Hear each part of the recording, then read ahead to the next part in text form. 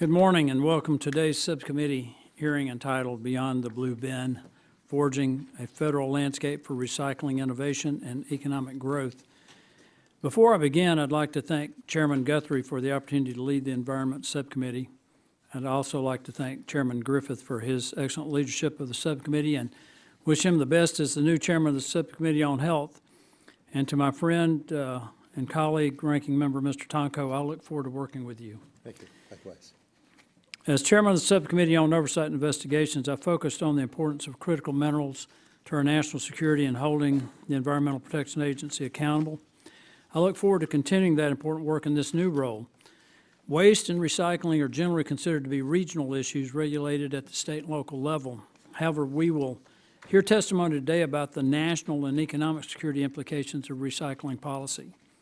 In his first days in office, President Trump emphasized the need to secure our critical mineral and rare earth supply chains. We must use an all-of-the-above approach when it comes to ensuring our ability to access these critical minerals and elements, which is why electronic waste, e-waste, is so important for our future. With the growth of data centers and the use of technology, e-waste is accumulating at higher rates every year with billions of dollars in losses as this technology reaches its end life. E-waste is a commodity that can be repurposed in our fight to not only be energy independent, but energy dominant. Let me be clear, we will not recycle our way out of these issues. However, as we look to build out our mining capacities, our processing and refining capacities, e-waste recycling innovation provides vital short and long-term support for our needs as a nation. The President also issued an executive order on the importance of putting America first in international environmental agreements. As part of the negotiations for the Global Plastics Treaty, the Biden-Harris administration announced support for bans on plastics and a cap on plastic production. That would not be in America's interest. I look forward to hearing from our witnesses about the role that American businesses can play in innovating and developing technologies to take advantage of the opportunities in the recycling industry. The threat China poses to the United States and our allies cannot be overstated. We will hear from our witnesses today on how we can use recycling as a tool to compete with China and to protect our communities. Thank you to our witnesses for being here today. It is my understanding we have not had a hearing on this topic in some time, and I appreciate my colleagues engaging on this important issue. I look forward to our discussion and now recognize the ranking member of the subcommittee, the distinguished gentleman from New York, Mr. Tonko, for his opening statement. Thank you, Mr. Chair. That sounds good. Let me start by congratulating you on taking over leadership of the subcommittee. I look forward to working together and striking progress. The United States leads the world in many things. Unfortunately, this includes the amount of waste we generate, and most of this waste ends up landfilled, incinerated, or littered. In recognition of this, we have spent more than 50 years promoting a waste management hierarchy. Every kid learns the 3 R's: reduce, reuse, and recycle. So while today's discussion will focus primarily on that third R, I would be remiss if I didn't remind everyone of the needs to similarly focus on reduction and reuse as critical components to our national waste strategy. Today's hearing will cover a wide range of recycling challenges facing our country, each of which could be its own hearing. But across each of these challenges, I believe we will see a common thread. The status quo is untenable, often creating environmental issues while letting billions of dollars of valuable materials go unrecovered. I understand the desire to promote innovation to overcome these challenges, as suggested by the hearing's title. But in reality, our recycling system needs some very basic foundational improvements before we can even begin to suggest that new technologies will save us. More than 1/4 of Americans do not have access to recycling, and less than 1/2 recycle at home. There are glaring needs for better data, accessibility, labeling, and education to enable people to feel confident that when they use the blue bin correctly, their efforts will actually result in real recycling, by which I mean products are ending up in a responsible end market and not being diverted to a landfill or downcycled. In recent years, Congress has tried to address these basic needs of our recycling system. The Infrastructure Investment and Jobs Act included significant funding for state, local, and tribal governments to implement EPA's national recycling strategy. Other bipartisan bills, like the RIAA and RCAA, seek to further support these recycling basics. These proposals will not single-handedly fix our system, but they do represent good first steps to improve data and promote accessibility. And I do hope that the coalition building and policy development that went into these bills will make it easier for us to work together toward bigger and more ambitious policies in the future. Because in the absence of federal leadership, several states have already begun to create such policies. This includes extended producer responsibility, or EPR, laws to require packaging and paper producers to take financial and environmental responsibility for their products. While it is still too early to judge these state laws' effectiveness, we know the intent is to improve recycling services and infrastructure while encouraging greater market demand for recycled materials. These programs' fee structures often include a concept known as eco-modulation to further incentivize the use of products that are more sustainable, including products designed to be more easily recycled. Designing for recyclability is a common-sense innovation worth encouraging. Similarly, in recent years, there have been major improvements in optical sorting, including the introduction of AI to improve recycling facilities' efficiency. But many industries have used the notion of innovation to promote a suite of new technologies, commonly known as chemical or advanced recycling, aimed at transforming hard-to-recycle materials. These are controversial technologies, and not without good reason. While we should not foreclose consideration of any tool to address the problems with our waste management system, we must ensure that these technologies actually displace virgin production and do not introduce environmental and public health risks. At this stage, I have not seen much evidence that these technologies are succeeding by these metrics, with much of their output being used as fuels rather than new recycled products. So before we center the debate on these technologies for hard-to-recycle products, I want to reiterate my belief that we should prioritize our system's more fundamental shortcomings and consider why so many materials that rely upon proven existing recycling technologies frequently fail to reach even 50% recycling rates. Finally, I'm glad that members of the majority are beginning to recognize the tremendous opportunity for recovery and reuse of critical minerals. For years, Democrats on this committee have proposed policies to promote the development of secure domestic supply chains by recovering critical minerals in EV batteries and e-waste. In the IIJA, we included funding support to support the development of battery recycling best practices and voluntary labeling to further this goal, and there is clearly much more that we can do. Moving forward, I would welcome the opportunity to work together to ensure we are maximizing this largely untapped resource. And again, my heartfelt congratulations, Mr. Chair. Look forward to working with you. And with that, I thank you and yield back. Thank you, Mr. Tonko. The chair now recognizes the chairman of the full committee, the gentleman from Kentucky, Mr. Guthrie, for 5 minutes for an opening statement. Thank you, Mr. Chairman, and good morning, members of the Subcommittee on the Environment, and to our witnesses today. And congratulations, Chairman Palmer, on your new role as Chairman of the Subcommittee. I thank you for your leadership this conference and oversight, but you had absolutely have been focused on the issues before this subcommittee as well, and I really appreciate you taking the leadership in this and really look forward to working with you as we look at supply chains, critical minerals, investigating the Biden-Harris administration's implementation of Green New Deal and other programs. Our world is constantly changing, and today we will hear whether our country's waste management policies will enable us to embrace the challenges of the future.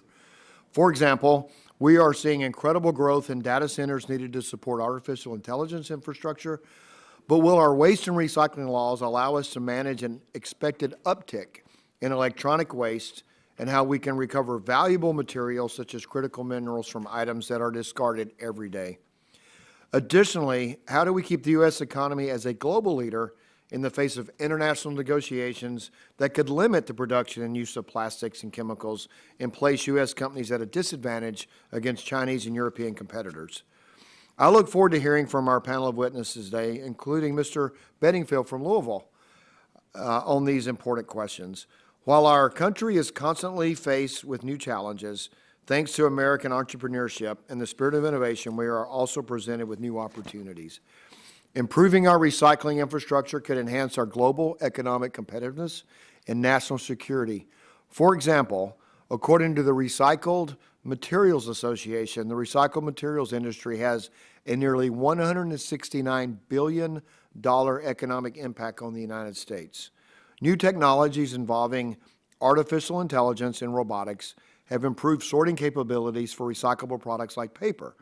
Advanced recycling technologies enable the conversion of difficult-to-recycle plastics into new products that improve our quality of life. Today's hearing will provide us with the chance to assess regulatory barriers to proliferation of new technologies and strategies to grow our domestic manufacturing capabilities while keeping valuable materials out of landfills. And it just makes sense that we take valuable materials, we keep them we can take valuable materials, bury them underground and have them stay there until some future civilization discovers them, or we can put them back in the stream of commerce and make it work today. And so that is important. It's certainly part of our green economy to make sure we recycle the materials that we use. And so I'm really looking forward to this hearing, looking forward to working with the chair and my friend from New York, Mr. Tonko, to see if we can find a pathway forward to make this work. And I appreciate that, and I will yield back. Gentleman yields. The chair now recognizes the ranking member of the full committee, the gentleman from New Jersey, Mr. Pallone, for 5 minutes for an opening statement. Thank you, Mr. Chairman.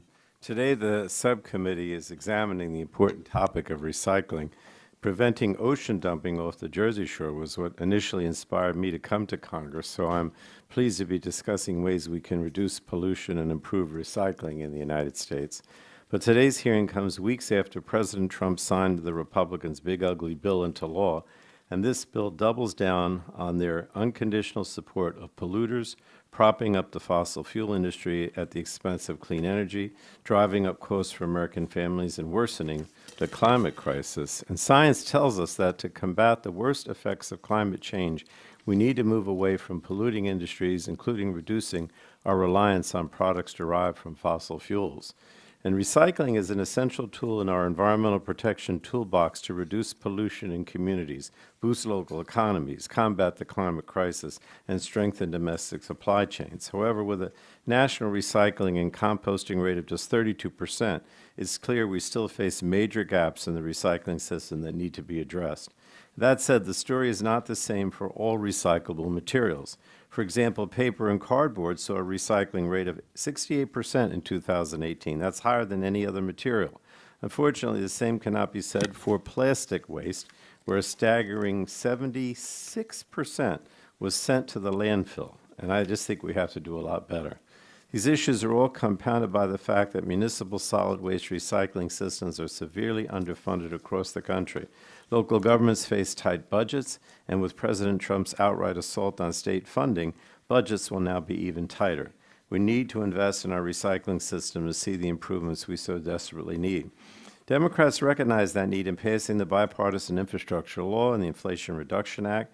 Together, billions of dollars were invested to help fill gaps in the recycling system and to drive battery collection to grow our domestic circular economy for critical minerals. For example, the bipartisan infrastructure law included $275 million for the Solid Waste Infrastructure for Recycling Grant Program, or SWIFR, to bolster recycling infrastructure and help fund improvements in communities around the country. Beyond funding, we are also seeing promising developments in recycling policy at the state level. Maine, Oregon, Colorado, and others are leading the way by establishing extended producer responsibility EPR programs for packaging to help incentivize manufacturers to use recycled content over virgin material. New Jersey has minimum recycled content standards for the sale and distribution of certain products, and I hope this subcommittee will explore policies like a national EPR framework to improve our recycling system and help provide certainty for manufacturers. There are two bipartisan recycling bills, H.R. 4109, the Recycling and Composting Accountability Act, and H.R. 2145, the Recycling Infrastructure and Accessibility Act, that aim to strengthen recycling and composting systems, improve accessibility in underserved communities, and improve data measurement and reporting. We had a bipartisan and bicameral agreement to pass those bills last year in the end-of-the-year funding package, but as we know, House Speaker Johnson tanked that entire packet because Elon Musk voiced his opposition to it. I believe these bills are still worth moving, and the Senate Environment and Public Works Committee has already advanced them out of committee earlier this year. I believe this committee should do the same. And finally, while recycling is an important way to address plastic pollution, we must also focus on reducing our use of plastics overall. It is estimated that 8 million metric tons of plastic waste enters the world's oceans every year. That is the equivalent of dumping a garbage truck full of plastic waste into the ocean every minute. This plastic waste can break down into smaller pieces known as microplastics. This is a big deal for my constituents at home on the Jersey Shore, as microplastics are polluting the Atlantic and impacting marine life. It's vital that any potential recycling solutions for addressing plastics are science-based, economically feasible, safe for communities, and ultimately make recycled products. And in 2015, I wanted to mention I led with President Obama, who signed into law the bipartisan Microbead-Free Waters Act, which prohibited manufacturers of rinse-off cosmetics from intentionally adding plastic microbeads. And that law remains the only bill Congress has passed to limit microplastics in our environment. And that was a decade ago, and we just have to do more. So, like the climate crisis, plastic pollution is a global problem that warrants ambitious cooperation from the international community. The U.S. delegation must continue to be a strong voice at the global plastics treaty negotiations next month. We should not take a back seat or accept weaker standards. So I look forward to the hearing, and I yield back, Mr. Chairman. Thank you. Gentleman yields. We now conclude with member opening statements. The chair would like to remind members that pursuant to committee rules, all member opening statements will be made part of the record. We want to thank our witnesses for being here today and taking the time to testify before the subcommittee. The witnesses will have the opportunity to give an opening statement followed by a round of questions from members. Our witnesses for today are Mr. Ross Eisenberg, President of America's Plastic Makers, Mr. Matt Bedingfield, President at Mint Innovation, Ms. Keefe Harrison, founder and CEO of the Recycling Partnership, and Mr. Dan Felton, President and CEO of Flexible Packaging Association. We appreciate you being here today. Don't we swear them in? No. We don't? Okay. We appreciate you being here today. I now recognize Mr. Eisenberg for 5 minutes to give an opening statement.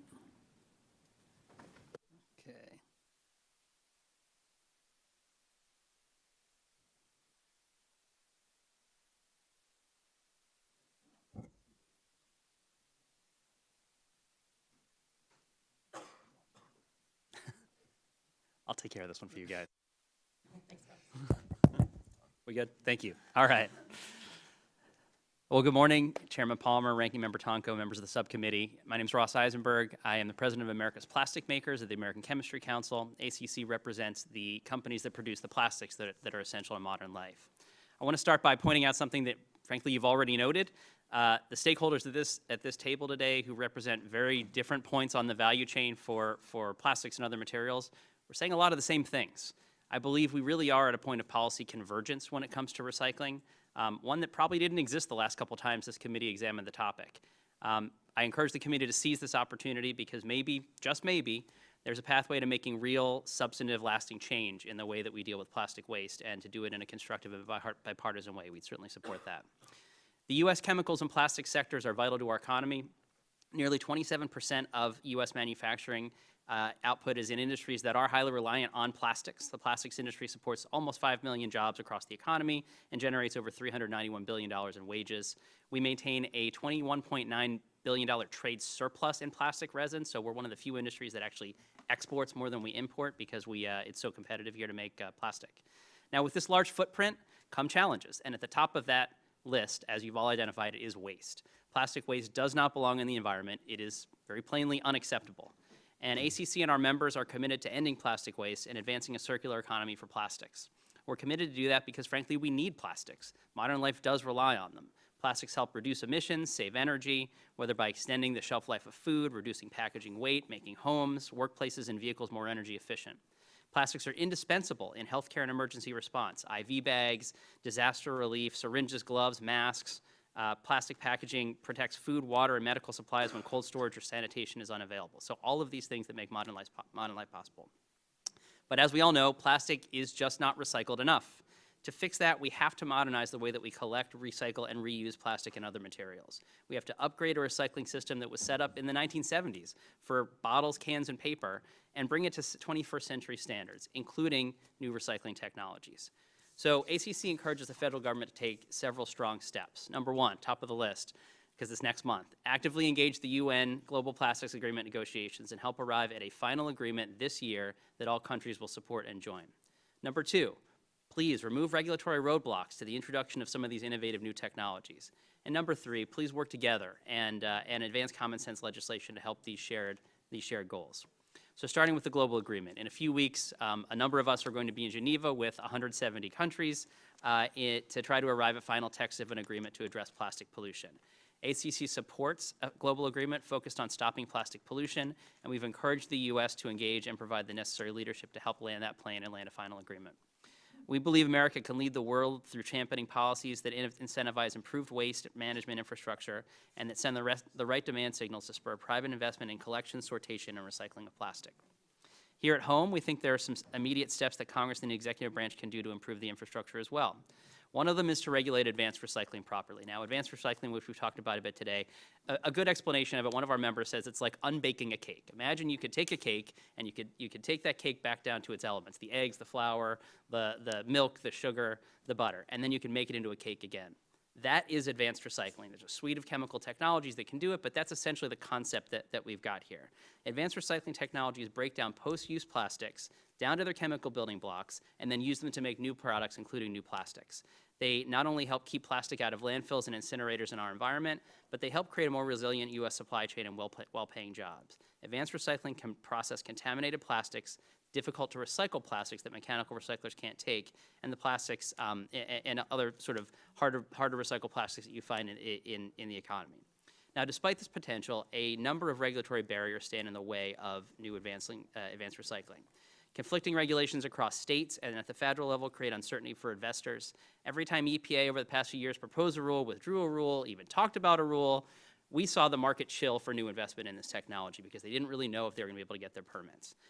So it was getting in the way of the technology and stopping its forward progress. Now, let me be clear. We believe that advanced recycling should be regulated, and we believe it should be regulated strongly. But it should be regulated as manufacturing because that is specifically what it is. It is a manufacturing facility. Finally, we hope Congress will act soon on recycling legislation. The bills mentioned earlier, the RIA, the composting bill, those are all good bills. We hope to see them get over the finish line. We also hope to see reintroduction of the Accelerating a Circular Economy for Plastic and Recycling Innovation Act, H.R. 9676 in the last Congress. Dr. Bouchon, retired Dr. Bouchon, and Don Davis from North Carolina introduced. Thank you, Mr. Eisenberg. If you could wrap up. Oh, absolutely. Sorry. So my written statement has more on that, including EPR. Sorry for taking so long. Thank you all for doing this. Really appreciate the opportunity to do this today, and let's get it on. Thank And you. appreciate you being here. Mr. Bedingfield, you are now recognized. Thank you. I'd like to express my appreciation to Chairman Palmer, Ranking Member Tonko, and the committee members for having me here today. My name is Matt Bedingfield. I'm the president of Mint Innovations. I'm honored to have the chance to be here to speak to you today about the state of e-waste recycling in the United States, how we can work together to increase recovery of this material, and the value of doing so. To provide a foundation for this conversation, I'd like to outline the current e-waste landscape in the United States. We generated approximately 7 to 8 million metric tons of e-waste each year in this country. Of that volume, more than 6 million is disposed of in landfills. While this only comprises 2 to 3% of landfill volume, it accounts for over 70% of the hazardous materials and heavy metals in our landfills. What makes matters worse is these are the materials that are needed to supply the companies that are currently reshoring and driving the current domestic manufacturing resurgence. Recycling rate aside, we do not have the capacity or capability in our country to recover the metals from the million metric tons that we do recycle. This is all collected domestically and then exported to Asia or Europe to be refined, and in many cases then imported back into this country. This does absolutely nothing for the reshored companies I mentioned earlier. The conventional solution is pyrometallurgical refining. These plants have significant emissions, take over 5 years to construct, and in many cases over $1 billion in capital or more to build out. Mint Innovations has taken a different approach by leveraging hydrometallurgy that combines chemistry and biology to efficiently recover the copper, gold, palladium, silver, and tin from e-waste. Our plants cost approximately $30 million, generate no emissions, and take only 12 months to deploy. Our first full-scale plant, a first of its kind in the world, is located in Sydney, Australia, and the wastewater is literally poured down the drain. We are building our second plant in Longview, Texas. This plant will consume up to 8,000 tons of printed circuit boards per year and will recover these metal units to be used domestically in the U.S. supply chain. This plant will be online 12 months after funding is secured. The U.S. is the undisputed global leader in countless categories. Recycling and recovering our critical resources, metals and minerals, unfortunately, is not one of them. We're not seeking an uneven playing field or a handout. However, this committee is uniquely positioned to provide a hand up to our industry, which enables us to compete and to win on an even playing field long term. This committee and the U.S. government overall can help in numerous ways, including allocating federal funding to provide and enhance education about how and why to recycle e-waste, directing funds to states to encourage and incentivize investment in recovery of metals and critical minerals, which are critical to our national security, and prioritizing companies that have a domestic footprint and the capability to recover these metals when issuing contracts for materials generated by the government and its contractors. As we think about critical mineral security, the United States cannot and should not rely upon a massive government grants for singular projects. Those can become single points of failure depending on company performance, operations, and poor market conditions. Taxpayer dollars should be spread among lightweight, cost-effective, and proven systems of scale. That's what MENT brings to the table. Happy to answer any questions and appreciate your attention. Thank you again for the honor of speaking to you today. I look forward to hearing more from you. Ms. Harrison, you are now recognized. Chairman Palmer, Ranking Member Tonko, Vice Chairman Crenshaw, and the members of the committee, thank you for inviting me in today to talk about recycling in America and the tremendous opportunity we have ahead. I'm a 28-year veteran of the recycling system. In the early days, I ran a recycling truck. Now I work with Fortune 500 companies on multi-million-dollar investments because I believe that this recycling system has so much potential for our country. I founded the Recycling Partnership to be a public-private partnership, and after 1 decade, we've achieved $500 million worth of impact, working directly with more than 400 communities and recycling facilities across the country. That's 1 billion pounds of new recyclables that we've added to the stream.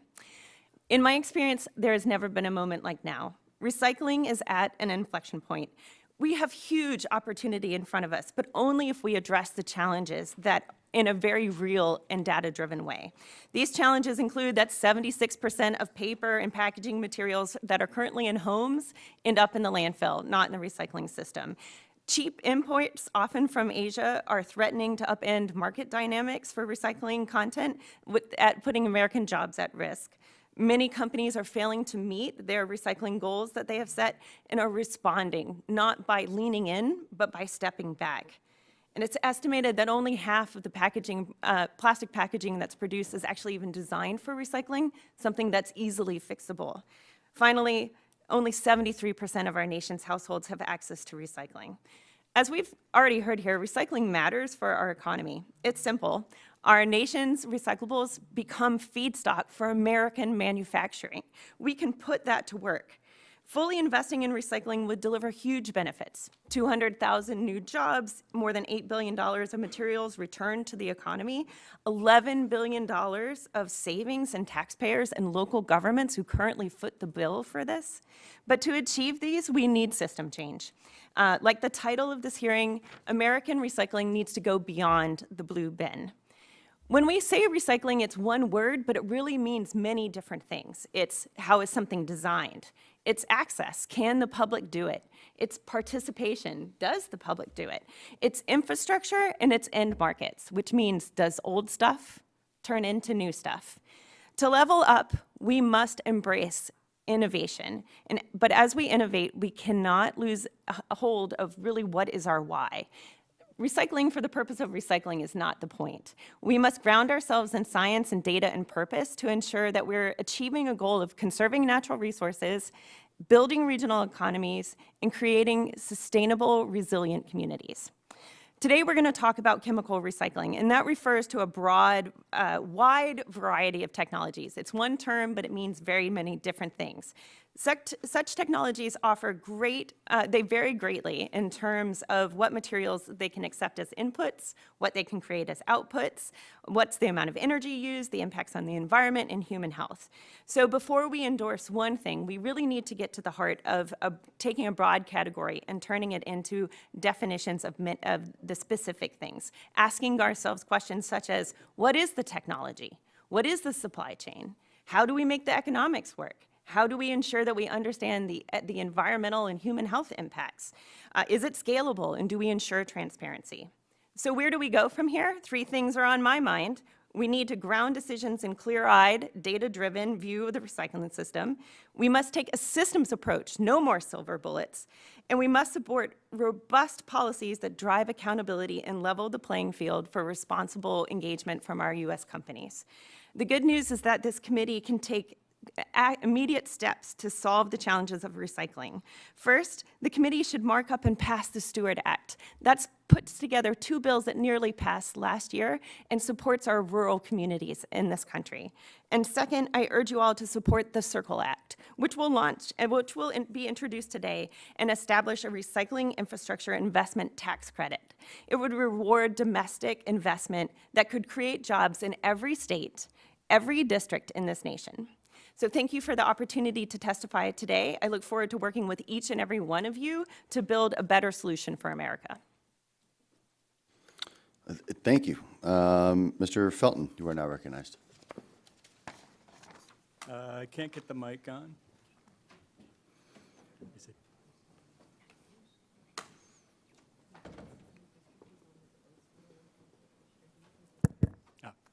Thank you. Good morning, Vice Chair Crenshaw, Ranking Member Tonko, and members of the subcommittee. I am Dan Felton, President and CEO of FPA, the Flexible Packaging Association.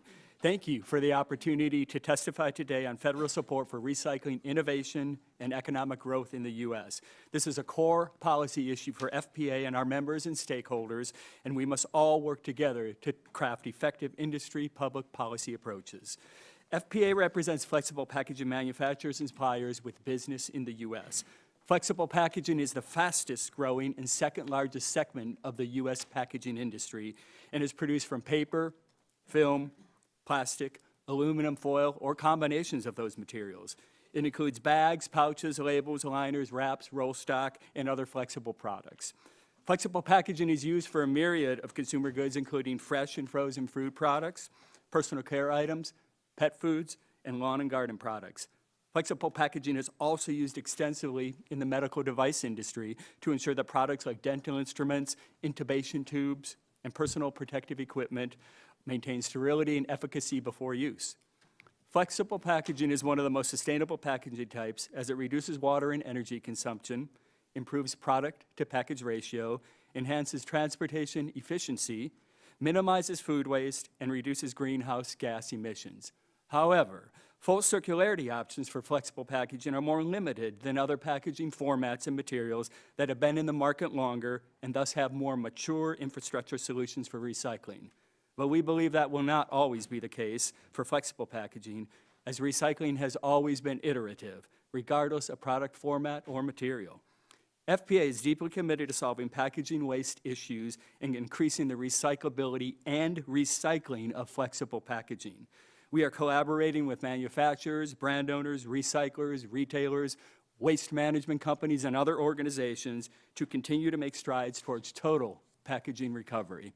As we collaborate, the following are some key public policy issues covered in greater detail in my written testimony on which FPA is focused and that we believe will help increase flexible packaging recycling through innovation and economic growth and could also benefit from some federal government support. First, increased data funding and infrastructure. This includes 2 bills you've heard mentioned this morning, currently before the House Energy and Commerce Committee, the Recycling Infrastructure and Accessibility Act and the Recycling and Composting Accountability Act. FPA encourages the committee to pass these bills this year. Second, advanced recycling. FPA believes advanced recycling is critical for increasing the use of safe recycled content in certain films and flexible packaging, particularly for food contact and sterile medical applications. Anything the federal government can do to help support advanced recycling, including classifying it as a manufacturing process rather than a solid waste management process, will be meaningful. Third, recycled content.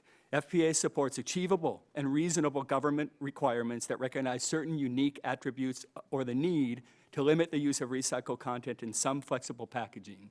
It is also important to recognize the distinction between post-consumer recycled content and post-industrial recycled content for different flexible packaging applications. FPA believes there is an opportunity for the government to support and incentivize the use of durable products for lower grade recycled content while supporting research and development for higher grade uses. Finally, Consumers will benefit with more consistent and harmonized national requirements on what is considered recyclable and how and where to recycle it. However, an emerging patchwork of state-level requirements is becoming unmanageable and may create interstate commerce issues. FPA supports Ameripen's proposed Packaging and Claims Knowledge Act, the PAC Act, that would establish federal requirements for the labeling of packaging for recyclability, compostability, and reusability, with oversight by the FTA that already maintains jurisdiction over guidance on marketing claims through its green guides. Additional public policy issues highlighted in my written testimony include artificial intelligence and extended producer responsibility for packaging. I hope these thoughts from FPA offer some perspective on flexible packaging and what we believe will help support continued recycling innovation and economic growth for us and other industries in the U.S. I appreciate the opportunity to appear before you this morning, and I look forward to any questions you may have. Thank you. I thank all of the witnesses for their testimony. We will now move to the question and answer portion of the hearing.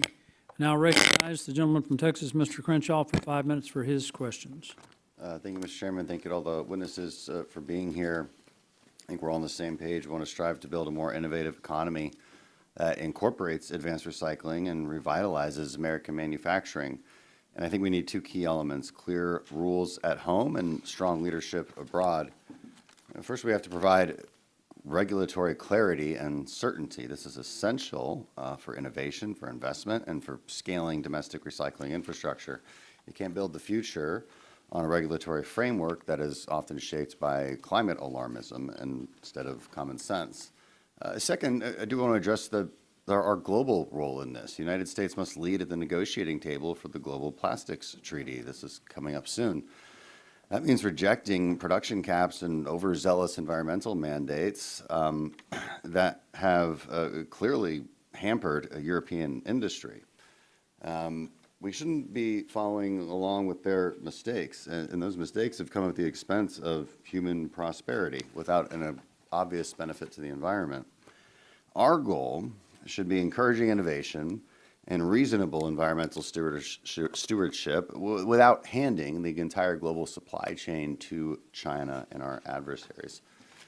With that said, Mr. Eisenberg, if I could start with you, can you give me just quickly your perspective on what our role in American leadership should be at the negotiating table for the Global Plastics Treaty coming up? Have you had any engagement with the administration on this? Absolutely. I think you need a mic. He doesn't turn on when I That's what technically unsound. There you go. Yeah? All right, good. So thank you for the question. So I have been at most of these INC treaties or treaty negotiations, Northern Mexico.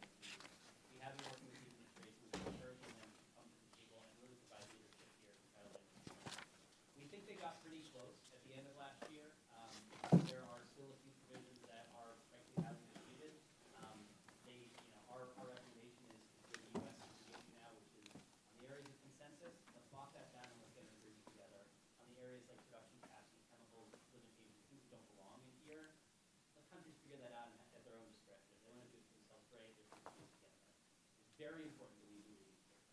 We, at the last INC in Busan, the U.S. came in at a time of political change. It was after the election. They were engaging with a position that frankly we couldn't do in the U.S. We didn't have the law to support it, and the rest of the world knew, right? They saw that we didn't have that authority. And so other countries were stepping in and negotiating and kind of leading that process. It wasn't in our best interest. Sorry, this thing's not working. Okay, there's literally no light here. Other countries were leading, and they frankly weren't doing it in our best interest. So would recommend the U.S. to engage. We hope they will. We think they will. Thank I you. appreciate that. I think maybe those mics are made of recycled materials. Mr. Eisenberg, sticking with you, we need to address this fact that advanced recycling is not classified as a manufacturing process. If it were classified as a manufacturing process, what would that do specifically? How might it drive manufacturing growth here? I mean, it seems to, obviously, there seems to be vast agreement on advanced recycling here. It's good, checks all the boxes, it's good for the environment, supports American jobs, reduces landfill waste, strengthens our supply chains, enhances our competitiveness. So that question is for Mr. Eisenberg. Mr. Felton, if you could also weigh in, and Mr. Bedingfield, with what your company's doing. I'll be quick. So there are 25 states in the in the country that that define advanced recycling as manufacturing. That is where it is happening. You can look at the map, and that is where the starts. They are Ohio, Pennsylvania, Georgia, Texas, Louisiana, places like that. So a federal definition we think would open the rest of the country up to that opportunity. So that's interesting. Mr. Bedingfield, is that why you're opening your next spot in Texas? There are many reasons. Excuse me. Of course, there's a lot of good reasons. Is there a Buc-ee's nearby? I don't know. No, with Texas, about 15% of the ITAD, which is IT asset disposition, where electronic waste is collected, are located in Texas. The data center footprint that's growing, the manufacturing footprint that's growing, it's a very business-friendly environment. But recycling is, regardless of how it's defined, it is manufacturing as much as anything else is manufacturing. But the definition matters legally, and is that, was that a reason that your next plant will be in Texas? It is not. Okay, okay. Would you comment on that in my last few seconds, Mr. Fenton, on redefining it? There we go. I would say, and I thought Ms. Harrison highlighted it really well, there's a lot of things to think about when we're talking about recycling. From the perspective of recycled content for flexible packaging, we can use all sorts of different recycled content and at different levels for different products. For food contact packaging, medical packaging, the best path forward we see is advanced recycling. And I would say that even the FDA has acknowledged that through letters of non-objection for certain types of food contact packaging, has recognized chemical recycling. So even at that level, we do recognize the value of really a need for that in certain types of packaging applications. Okay, I think I got an answer out of that. I yield back. Gentleman yields. The chair now recognizes the ranking member, the gentleman from New York, Mr. Tonko, for 5 minutes for his questions. Thank you, Mr. Chair. I appreciate that some members may want to focus on those hard-to-recycle materials, but as I stated earlier, I really want to try to understand some of the basic deficiencies of our recycling system. Many materials in many parts of the country that aren't considered hard to recycle continue to have what is a very low recycling rate. So, Ms. Harrison, can you help us with the diagnosing the root causes that make this the case? So when we look at what are the barriers to recycling working presently, I think about recycling again as one word, but it's really a loosely connected, highly dependent network.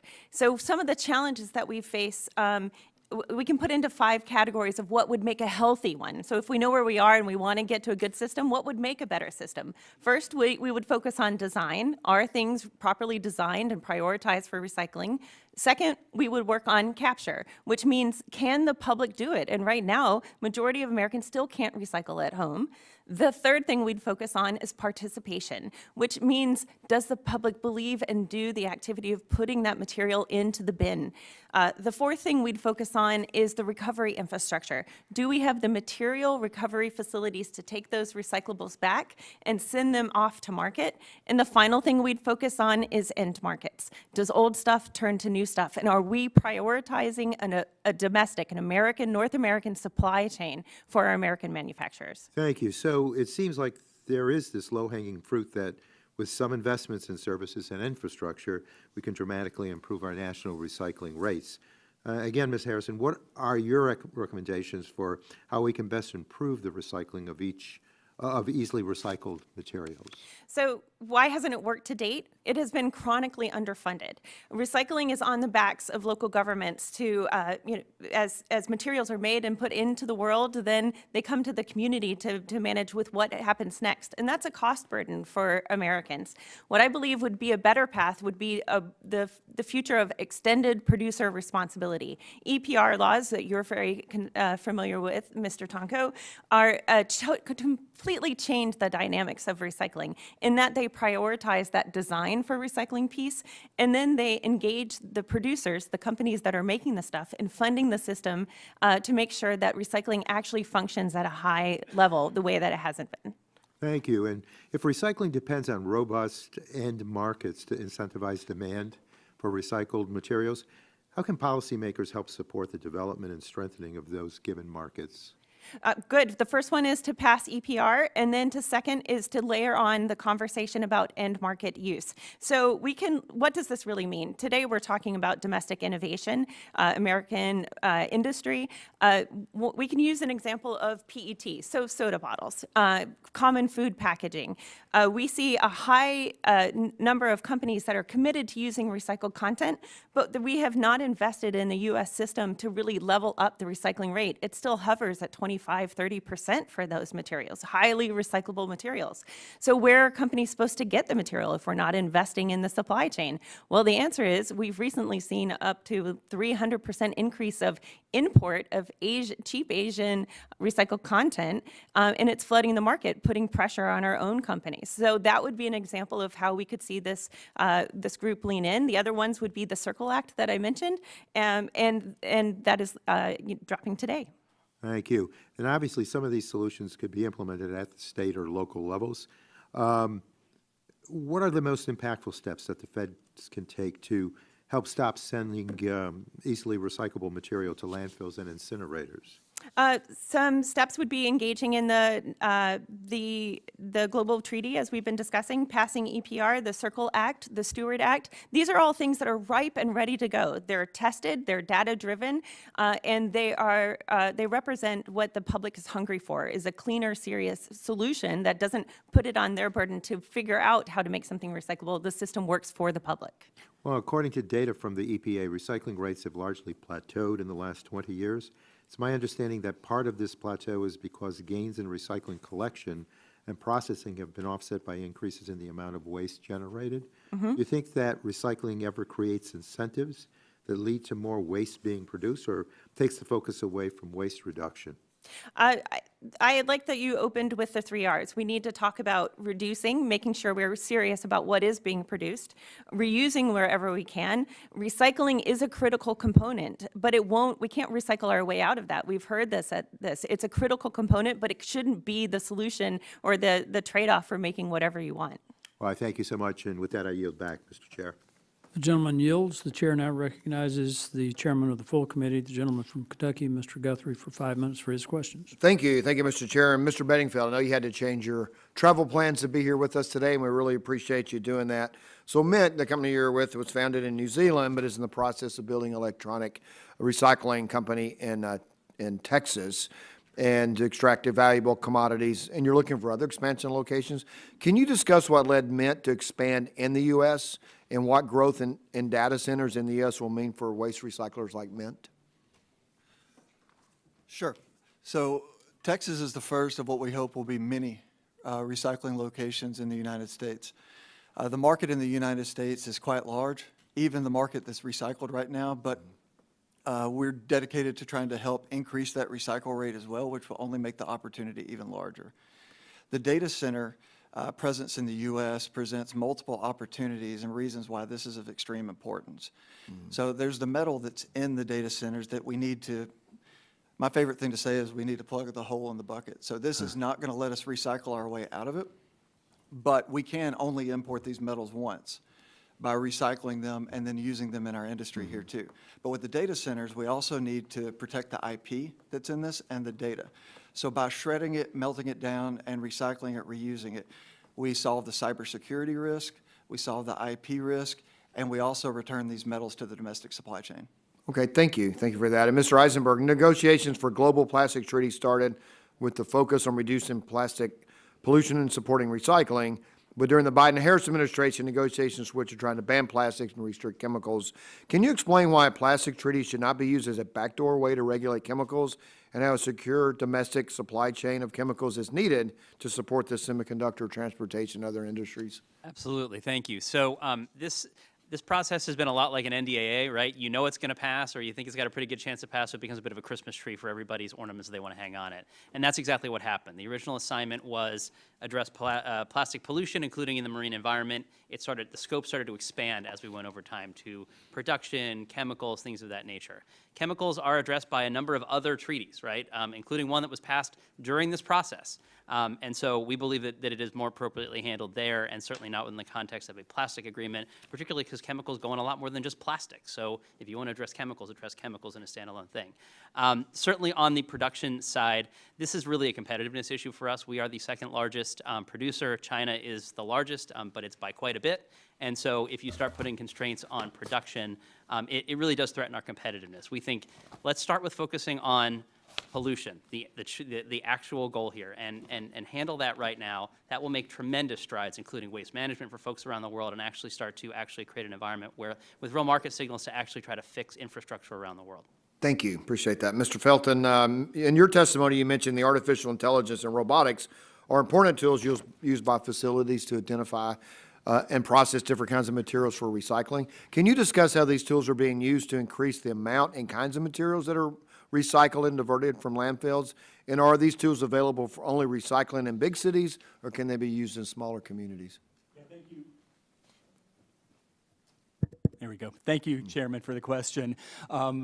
If you take a look specifically at flexible packaging and pouches and films and things, when they run through what I call more traditional recycling at a material recovery facility, existing equipment may recognize it if it's flat as a flattened box, a flattened can or something. With increased intelligence and increased use in artificial intelligence and robotics, we are seeing success in recognizing flexible packaging and other materials more precisely within those facilities. And with that, then it can be sorted, moved off to the correct bale, as it were, within a recycling facility to then be used in a recycled content manner. In terms of the cost of that, a couple things I would suggest is I think we will see, as with any emerging newer technologies, the cost will come down over time.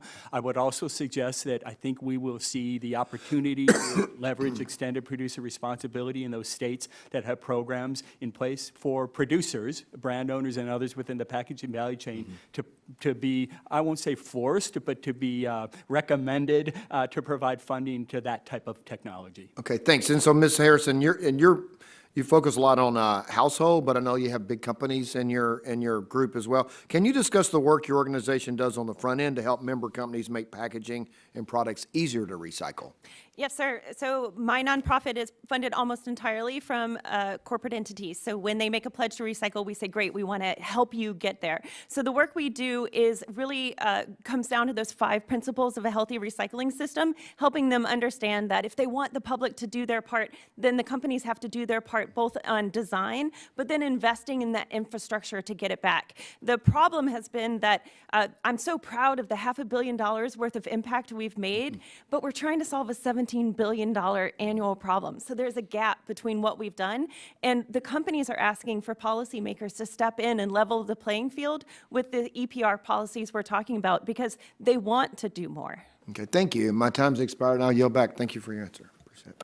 Gentleman yields. The chair now recognizes the ranking member of the full committee, the gentleman from New Jersey, Mr. Pallone, for 5 minutes for his questions. Thank you, Mr. Chairman, and congratulations on your new post. I listened to what Mr. Eisenberg said, and I think I disagree, although I don't want to put words in his mouth, because I do believe that when we talk about the global plastic treaty negotiations, we have to shift the economic burden of recycling from consumers and local governments to producers. And I believe it should include measures to address the supply side of a plastic production to help the world get a handle on rampant plastic pollution. I mean, as I mentioned in my opening statement, part of the problem is if you put all the burden on, consumers, local governments, and they just don't have the resources to do all this recycling. And I think that's one of the reasons why recycling rates are going down, because of the fact that towns just don't have the resources to do it.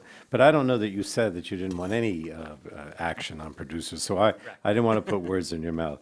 I wanted to ask, though, about these final negotiations for the UN Global Plastic Treaty. I know they're in Geneva in August. They're going to have, hopefully, come up with an agreement. Because the Intergovernmental Negotiating Committee didn't reach a final agreement last December, so they're trying to develop that now in August. But let me go to Ms. Harrison. Can you please explain why a global plastic treaty is necessary, if you will? Yes. A global treaty is necessary because this problem is too big for any one company, one country, or one group to solve alone.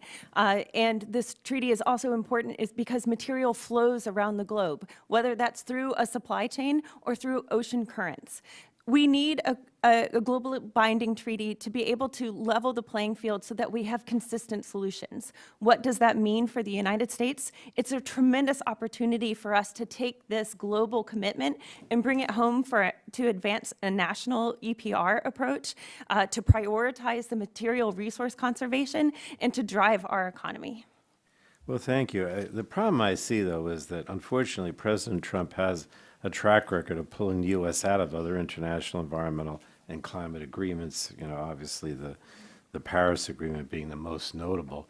And I think that cedes U.S. global leadership in the process. So I'm encouraged that the U.S. delegation was present at the recent informal discussions, but it's still unclear to me how the U.S. delegation will approach the upcoming plastics treaty negotiations. So my second question, Ms. Harrison, is how would meaningful U.S. participation in the plastics treaty negotiations help the U.S. promote American manufacturing, innovation, and job creation? Because, everything has to be taken back at home in terms of our manufacturing, our innovation, our job creation, if you would.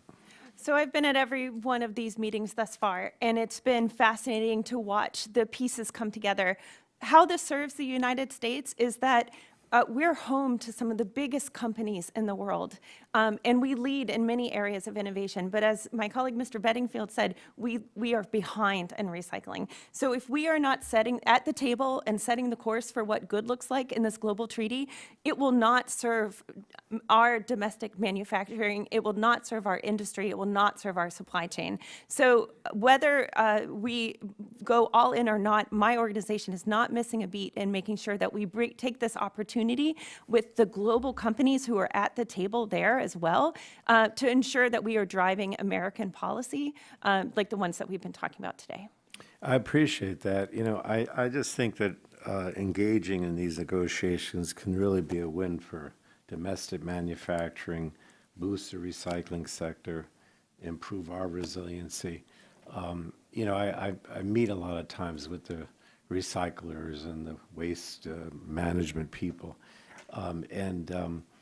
There's so many different ways, so many new ways and innovative ways of doing things that sometimes are very expensive, and so, it's hard to get local organizations to back it because it costs a lot of money. But there's so much innovation in this field that could really make a difference in terms of our taking a leadership role. So thank you all very much. Appreciate Well, it. if I may, Yeah, sure. recycling is all about innovation. In fact, in the Chairman Palmer's home state, we see a company called KW Plastics that started because they were really making batteries. They had all this plastic left over. They saw an opportunity to make money from that, and now they're the biggest polypropylene recycler in the world.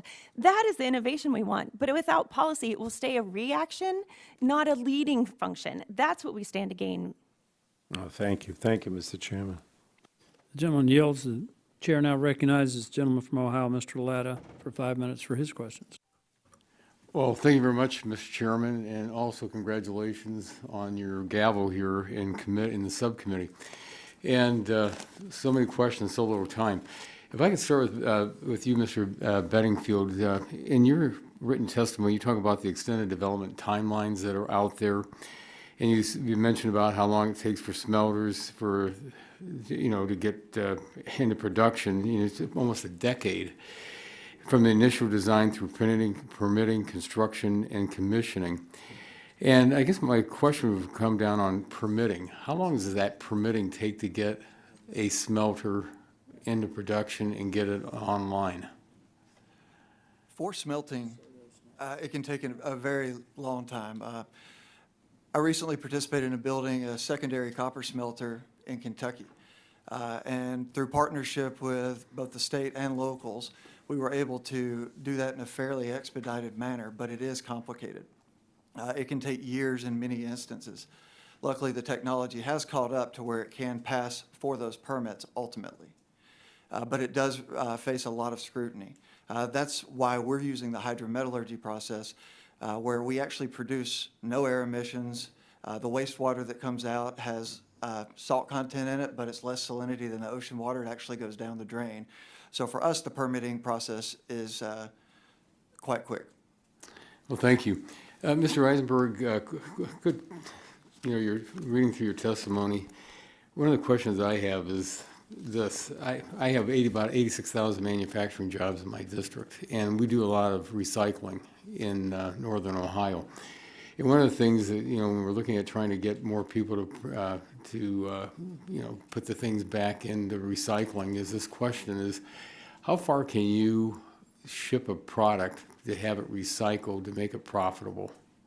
Well, that's a really good question. And I probably don't have the best answer for you. We could get you a more technical one in the QFRs. But, certainly there is interstate commerce of recycled products, of waste. And we've seen a number of times that, that new recyclers are online trying to get, product from somewhere else. One of the challenges that they have on all of the plastic recycling side, which is a crazy thing to say, is not enough access to clean plastic to get into the system, which is bonkers, right? I mean, we have so much of it, and yet getting it in a very concerted way in is quite difficult.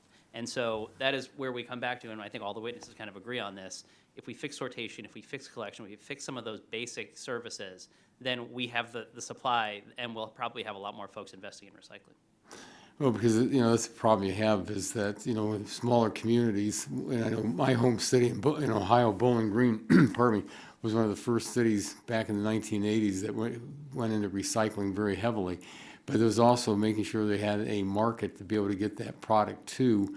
And we've been fortunate in some areas of being able to get that there. But then for some other areas, it's like, okay, it costs more to ship it than it costs than you're going to get out of it. So I think that's one of the things we have to think about too, is where these centers are going to be located. And if I could just follow up, also in your testimony, because you also brought up about, it's kind of the ABCs of the federal government. We talk about the Federal Trade Commission, the EPA, and, about the uncertainty that's chilled the market. And I think you used the word uncertainty about twice in about 40 words. And that's one of the words we hear around this place constantly, is uncertainty. And could you just talk about the absolute need to have certainty in business to be able to make sure you can do what you got to do? Sure, we saw it in real time. EPA proposed a rule that that was somewhat confusing for the manufacturers on how to handle the product that was coming out of the recycling stream at an advanced recycler. And all of a sudden, their customers said, well, we don't know if we really can do this anymore because we don't know if this is going to continue. Companies that are looking to build new facilities, same kind of situation. I think the challenge here is we're dealing with an early stage commercialization type industry, and it is moving quickly, and the technology is evolving. The regulations aren't necessarily keeping up with it, and regulators are having trouble understanding it. And so you get strange regulations coming out. People are kind of asking them to do things, asking them to act, and they're acting in ways that maybe are not necessarily all that helpful. And so we really would like either EPA, frankly Congress, to try to settle this once and for all and basically just level the playing field. We're not saying preferential treatment, just let us compete, right? I mean, give this thing a shot, let it develop just like any other technology, and hope that it succeeds. Well, in my last few seconds, I think you brought up a good point, is that the regulators have to understand what you're doing and have to know that technology is. And Mr. Chairman, I will yield back the balance of my time. The gentleman yields. The chair now recognizes the gentleman from California, Mr. Ruiz, for his questions. Thank you, Mr. Chairman. In my district, Lithium Valley holds one of the largest lithium deposits in the world, a critical resource that can power battery manufacturing and more clean energy and our clean energy future. This region can supply lithium for electric vehicles and battery storage, strengthening the grid and boosting U.S. energy resilience. Lithium Valley is key to securing clean energy leadership, national security, and energy independence. But we must also prioritize critical mineral recovery and recycling to build a sustainable supply chain. As we heard in a subcommittee hearing last Congress, recycling is an essential tool in building secure and sustainable critical mineral supply chains. That is why I'm proud that Democrats invested in this space through the bipartisan infrastructure law, which provided $35 million for EPA to develop battery collection best practices and voluntary labeling guidelines, $3 billion for battery manufacturing and recycling, and $3 billion for battery materials processing. Mr. Bedingfield, can you speak to how critical material recycling can help both our environment and boost national security and resiliency? Sure. Thank you for the question. We're actually developing lithium-ion battery recycling right now. We're starting in the UK with a pilot plant to use hydrometallurgy to recover those metals. The vision will be that every site in the U.S., once developed, will also have that technology there. These metals, if they go into landfill, leach into our water, but they're also extremely valuable. So it's the right thing, it's the profitable thing, and from a national security perspective, with all the companies that we're reshoring, if we don't have these materials here to supply them, we've really done nothing. That is where all of this begins. Yeah. So we have to have the metals here.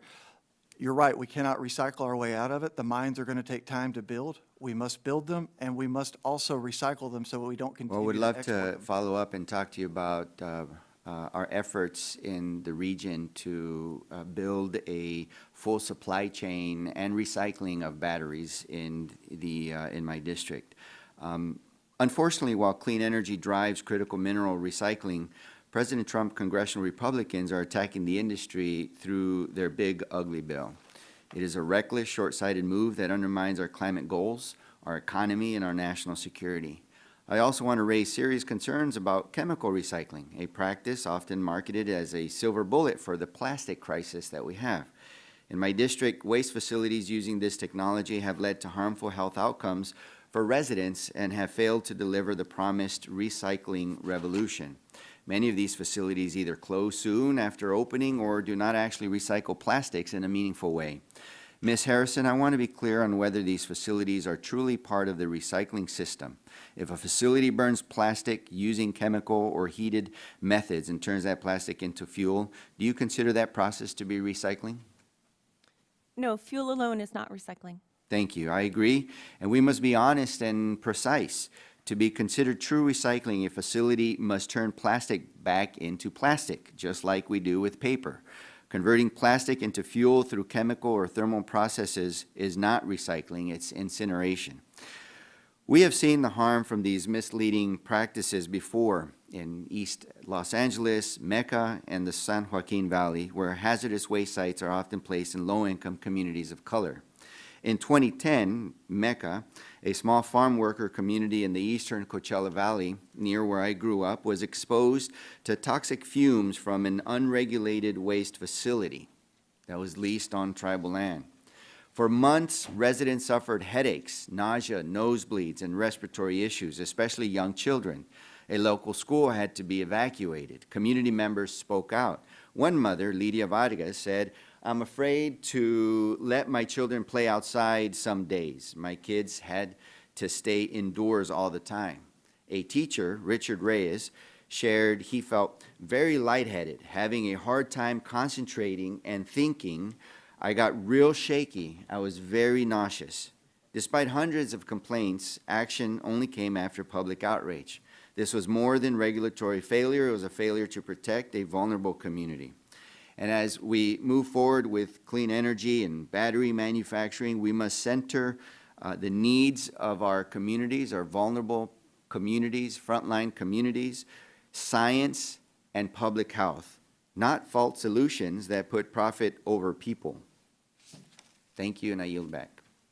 Gentleman yields. The chair now recognizes the gentleman from Texas, Mr. Weber, for 5 minutes for his questions. Thank you, Chairman. Thank you on your new role. Mr. Eisenberg, I'm going to come to you real quick. I wasn't here when you gave your testimony. I apologize for that. You said, as President of America's Plastic Makers, you oversee a self-funded group of 19 ACC Plastics Division member companies, like we have Dow Chemical, for example, in my district, who do a really good job, who are working together to maximize the value, minimize the waste of one of the most versatile materials on the planet. Are you able to recruit and get more companies to get on board? Yes. How does that work? So companies have to apply for membership in the ACC and the plastics division. We're separately funded with an ACC, but yes, we are able to. We are largely the resin producers, so the folks take from raw material to plastic pellets, but we also have a number of what we call them value chain members. So the companies that take it from the pellets and turn it into your cups and useful products like that.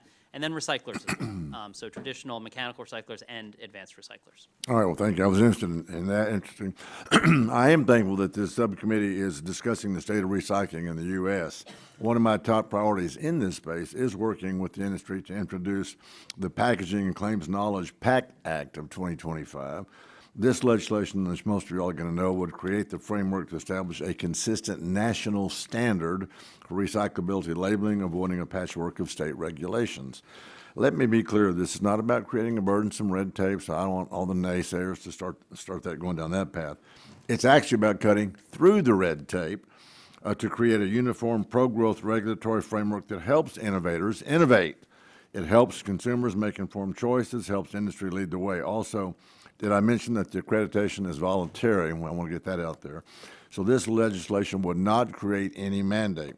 If we want to beat China, if we want to protect American jobs and reduce waste, then we need to empower American manufacturers to do what they do best, build, grow, and compete.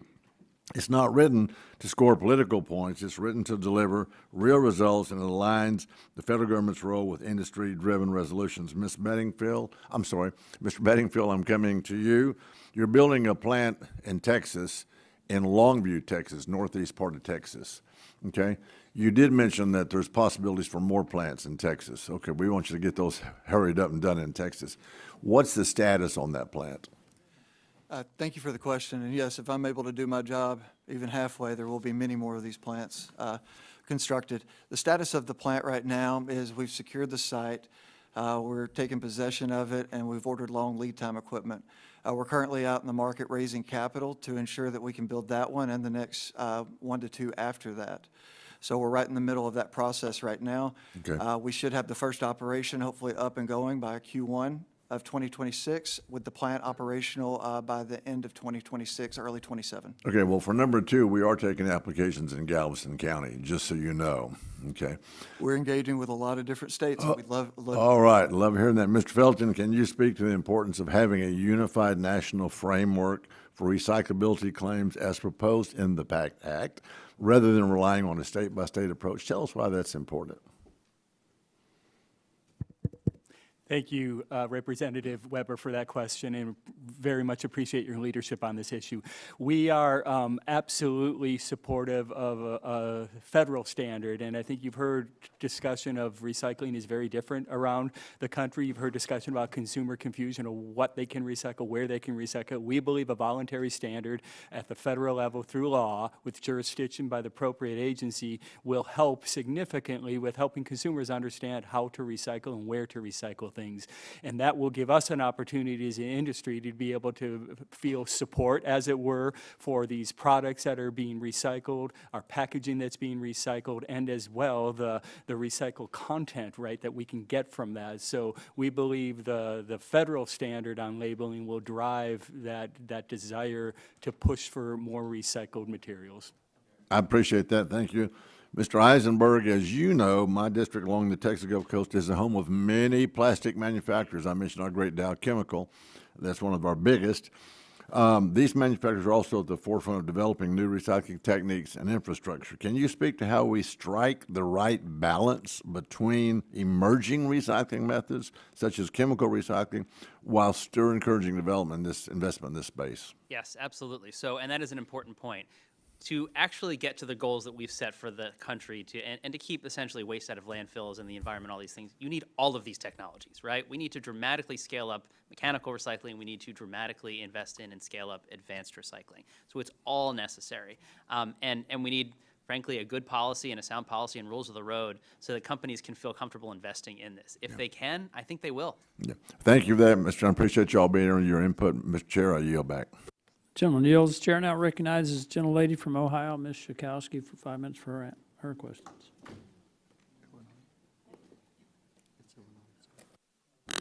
It's Illinois. Sorry. Yeah, thank you. Jan, I know stayed better. Right, that's right. Let's see, hold on, Ms. Harrison? Yeah. Ms. Harrison, I want to thank you for the important work that you do, and I hope the work that also really affects me. I have the pleasure of living right on the, really right on Lake Michigan. My home is just about a couple blocks down the street. A lot of my district really loves and the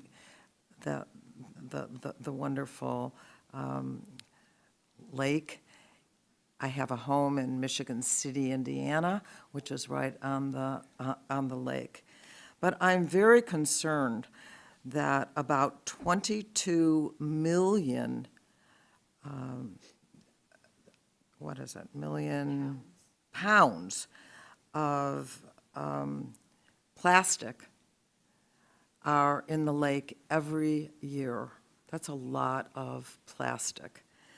And we really need to do something about that as soon as we can.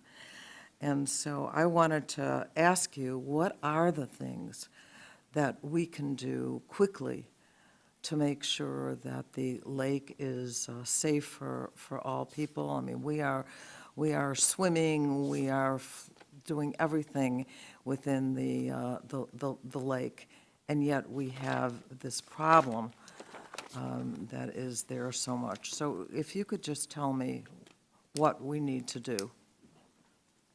Yes, thank you for your question and for your commitment to the water. And I live in Providence, Rhode Island, right on the water too, and I see it every day. So there are three things that come to mind for immediate impact. One is to encourage the U.S. to stay very engaged in the Global Plastics Treaty. The second is to engage with us on the Circle Act, which will be introduced today, which provides tax credits for businesses and creates more opportunity for plastics recycling. And the third one is a Steward Act. The Steward Act brings forward opportunities for rural communities on recycling. Those are three immediate things that this committee can do. So what are the things that would actually change in communities and make them safer?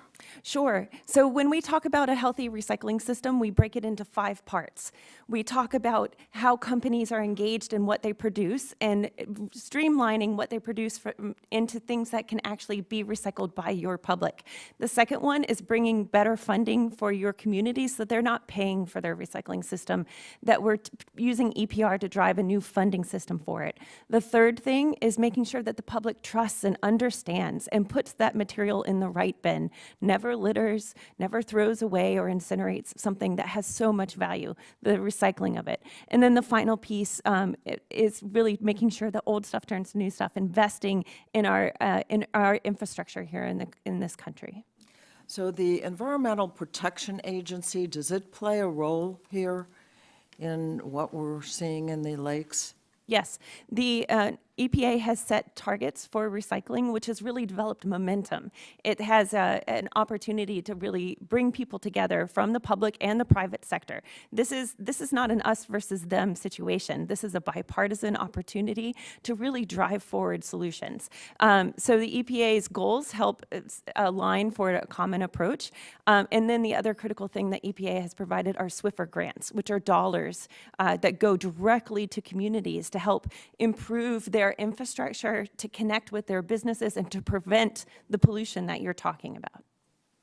Well, thank you so much. I hope you're having an opportunity to enjoy the lake during the summer. I think everyone ought to do that. But we want to make it as safe as possible and as clean as possible. So thank you for your work. Thank you. Yield back. The gentlelady from Illinois yields back. The chair now recognizes the gentleman from Georgia, Mr. Carter, for 5 minutes for his questions. Thank you, Mr. Chairman, and thank all of you for being here today. This is certainly an important subject. We know that recycling is an essential tool to keeping our environment clean and to mitigating streams of pollution and to creating jobs in America. Let's don't forget about that as well. However, the proposed caps that on plastic production by groups such as the United Nations, I don't think are the answer. Plastic's essential, and it's essential. I'm a pharmacist, a healthcare professional. It's essential because of the many life-saving products that are in the medical field, such as personal protective equipment and medical-grade plastic needed for surgery. We all understand that. So capping production of plastic is not going to fix our issue. In fact, demand for recycled plastic is outpacing the supply. So we need to focus on fixing confusing regulations surrounding recycling. We also need to support businesses that are pursuing cutting-edge recycling technologies such as advanced recycling. Mr. Eisenberg, let me ask you, can you tell me about the impact that fostering advanced recycling in the U.S. would have on the economy and on our supply lines? Absolutely. So, so first things first, on the recycling side, it would make a dramatic impact, right? I mean, the types of plastics that advanced recycling can cover just aren't going to be covered by other types of recycling. So those then get out of landfills, they get out of the environment, and you've made a substantial impact there on the environment. On the economic side, my written testimony walks through some of the numbers, but essentially if you scale this up, you're creating municipal jobs, you're creating manufacturing jobs, you're creating sort of all of those follow-on jobs across the supply chain. And just like any other manufacturing industry with a sort of a high multiplier effect on jobs, you are spurring the economy, right? So you can actually do good while you're doing well. And that really is the goal of this, to create essentially an industry around this that is thriving. Great. What are some of the, or let me ask you this, timeliness. You mentioned in your writing that the timelines for obtaining permits are already lengthy and due to outdated environmental review protocols and inconsistent regulatory framework. What can Congress do? Tell us what we can do to help. Tell us what we can do to fix this issue. I appreciate that. So certainly there is permitting legislation that is, being discussed almost every Congress, but again, right now, that would be a good place for this. It would be great if Congress would essentially define advanced recycling as manufacturing, just like there's 25 states in the country that have done that. That would essentially take this issue away from the permitting process. Otherwise, you're essentially injecting uncertainty in the permitting process and making those times speed up. Regulating as manufacturing is a pretty significant standard, right? Under the Clean Air Act, under some of these other laws, these are significant controls that are put in place, some of the strictest in environmental law. So we're not saying don't regulate it, just regulate it consistent. Okay, gotcha. Mr. Bedingfield, let me ask you, what's e-waste? That's a good question, and it's defined differently in different places. But basically, anything that is electronic, that has a cord on it, so from your vacuum. So you're talking about the physical parts of computers and all? Yes, sir. The entire thing is classified as e-waste. The motherboard is a specific part of it, but there's commodities that we can use in this country, from the plastic, the aluminum, the steel, all throughout that appliance. How are we going to, Georgia's a big home to data centers, and how are we going to be able to handle this? How are we going to be able to handle all this e-waste that's going to be coming from all the AI-driven data centers? Well, that's exactly what we're trying to do. The question is, how quickly can we scale it up? So there's a smelter being built in Georgia right now. They're stopping short, and I believe exporting the product to be finished in Europe, so it's not adding back to the economy from a metals perspective. Our facilities, we're trying to ramp up as quickly as we can to deal with them, but there are more and more electronics in our lives each and every day, which means this problem's only going to get larger if we don't come up with a way to address it. So you say that the smelter is being built in Georgia, but the finished product's being built overseas? They have an existing network of facilities in Europe that actually recovers the metals back to exchange-grade metal to be used in industry. There's an intermediate product that'll be produced in Georgia. Okay. Is that not something we can do over here if we encourage that? It could, and I'm not speaking for that company at all, but I would imagine that that's something that they probably consider. Okay. Okay, good. Well, thank you all again for being here. This is extremely important. Thank you, Mr. Chairman. I yield back. Gentleman yields back. The chair now recognizes the gentlelady from California, Ms. Barragan, for her questions. No, thank you, Mr. Chairman. Ms. Harrison, traditional recyclers that sort and process materials or turn old aluminum cans into new ones are regulated as waste management operations with environmental standards to protect nearby communities from pollution. But some chemical recycling companies backed by the plastics industry want to call themselves manufacturers instead. That shift would let them dodge stronger environmental protections under laws like the Clean Air Act and the Resource Conservation and Recovery Act, even though many of their facilities are in low-income communities and communities of color that already face high pollution levels. Should chemical recycling facilities have to follow the same environmental standards as other recycling and waste operations? Thank you. When we talk about chemical recycling, the challenge that plagues me is that it's not one thing. We have given a blanket term to many different technologies. And so I think if we're going to really address the challenges that you've just outlined, we first need to start with what is the technology, and it's different types of unbaking the cake, as it has been described earlier. So what is the technology? What is the supply chain? Which means what would be possible for feeding that plant? What are the health and human impacts, or the human health impacts and environmental impacts of that technology? And importantly, what are the economics? In each of those, environmental standards are critical. So I can't answer a yes or a no because there is no one thing. This is multiple things that we're talking about. Should we protect our land, our soil, our air? Yes, absolutely. We have to protect our planet, and recycling has to be advantageous to the protection of our planet. Great. And in your testimony, you list important questions that must be answered for chemical recycling. If a chemical recycling facility doesn't meet environmental quality standards, causes unacceptable harm, or is not financially viable, should it be part of our recycling system? That's the question that we've put in our longstanding position. We want more innovation. We need more types of creating end markets and materials going to end markets. But in order to ensure that they are viable, we have to make sure that they are economically sound, environmentally sound, that there's transparency, and that you can track the material through them. Great. And recycling only works if people know what goes in the bin. What does the Recycling Partnerships research show that helps reduce confusion and contamination, especially in multilingual communities? It's very important to address multilingual and diverse communities where they are. It's not a matter just of translating into a different language. It's really coming from a common understanding. So we do a lot of work with the diverse communities all across this country, because who is our recycling demographic? It's every single person of every age and every background. And so ensuring that the recycling system works for all is critical. Great. And the infrastructure law included major investments in recycling, education, outreach, and infrastructure, but the EPA is facing major staff cuts that threaten the effectiveness of the program. Can you, how could that weaken education campaigns like you described? Some of the tools that the EPA uses to help support community recycling programs are grants.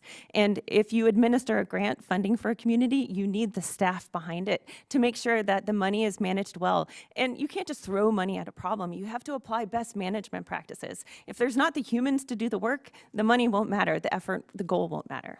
Right. And finally, research by the Recycling Partnership found that nearly 40% of Americans in apartment buildings don't have access to basic recycling.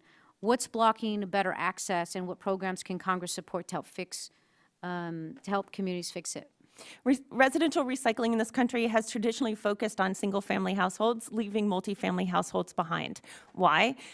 Some of it comes down to the way that solid waste is managed in communities. Typically, apartment buildings of 4 units and above or below are part of the resident or the municipal collection. So it's the city that's operating that.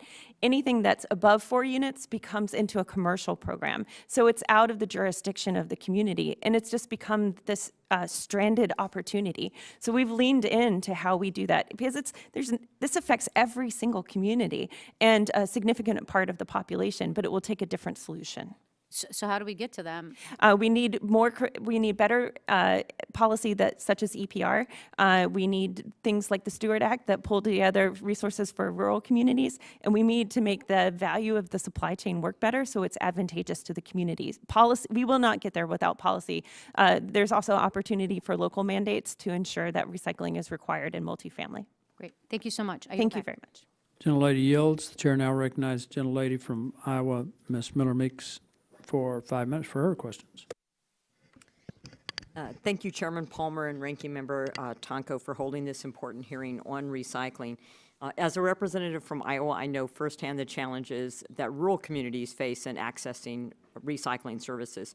Over 36% of Iowa households lack access to recycling, and that's over 450,000 families. It's an economic and a national security imperative, as well as an environmental issue. Iowa's manufacturing sector depends on recycled materials as feedstocks, yet we're watching China and other competitors purchase our scrap at above-market prices while our own factories struggle to source domestic materials. The data shows we're landfilling millions of tons of valuable manufacturing materials every year, materials that should be creating jobs and strengthening supply chains right here in America. In Iowa alone, we're capturing less than half of our aluminum cans and only 15% of our steel cans, despite having to deposit on aluminum cans. That's not just waste, it's a lost economic opportunity for our manufacturers and increased dependence on foreign suppliers. And this challenge extends beyond traditional materials. Last year, my amendment to the NDAA directed the Department of Defense to report on recovering rare earth elements from electronic waste using acid-free dissolution technology developed by the Ames National Laboratory. We must keep these critical minerals in American hands, not ship them overseas. It's also why I introduced the Recycling Infrastructure and Accessibility Act. Our IAA would establish a pilot grant program specifically targeting communities like many in my district without a recycling facility within 75 miles. It's bipartisan legislation that's earned endorsements from industry leaders, many of you here today, and manufacturers who understand that recycling infrastructure is manufacturing infrastructure, and that domestic material supply is economic security. And I urge this committee to pass RIAA. Mr. Felton, are there ways to better utilize our pre-established recycling systems? For example, would a hub-and-spoke pilot program connecting small towns to establish recycling infrastructure, as seen as in my bill, the RIAA, improve recycling without requiring a resource-heavy system overall? Thank you, Representative Miller-Meeks, for your question. And absolutely, the RIAA is another critical tool in the toolbox, if you will. We have, I never like to hear the phrase recycling is broken in the United States. My belief is recycling is continuing to mature and always will continue to mature. And the RIAA is a very perfect example, really, of how to increase recycling, give more people access, a little bit of funding, right, from the federal government. But it's again, another tool in the toolbox, along with thoughtfully crafted, implemented, extended producer responsibility, recycled content requirements, which actually drive, don't restrict packaging. So again, absolutely, that's a tool we need. Thank you. Mr. Bedingfield, we're losing $10.6 billion in critical minerals through e-waste exports. My NDAA amendment last year addressed recovering rare earth elements from defense electronics. Beyond supporting individual technologies like yours, what broader federal framework do we need to capture the full value of our e-waste, from precious metals to rare earth elements, and keep those strategic resources in American supply chain? Sure, and thank you for your leadership in this space. As much as I'd like to say we can solve the whole problem, we can't. So the funding that's available right now, directing that to states to be able to incentivize businesses like ours, I think would drive it. Working with states and local communities to find the need, to create the jobs there, to recover the metal that ultimately supplies the businesses that we're bringing back is the key. But the scale is massive. It's going to take a long time to do it, but we must get started.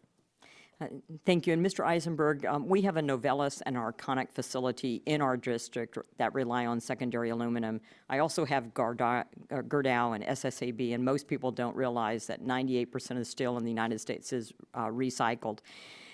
But they're struggling to source domestic materials. We're seeing China purchase our aluminum scrap at above market prices, process it, and sell it back to us at a premium. So just asking for you, how does a bill such as the RIAA help to address this issue? Well, so those, you know, this is the beauty of actually putting federal dollars and creating pilot programs to improve sort of the accessibility here. There's been so many, and plastics frankly has the exact same problem, right? I mean, I've visited recyclers, and in the town that they're in, they don't have blue bins because the municipality can't afford it. And you sort of see this really strange dynamic. So you absolutely, I mean, it is something that could use federal attention. I really appreciate you doing this. We strongly support the RIA and think it's a bill that really could make a big difference here.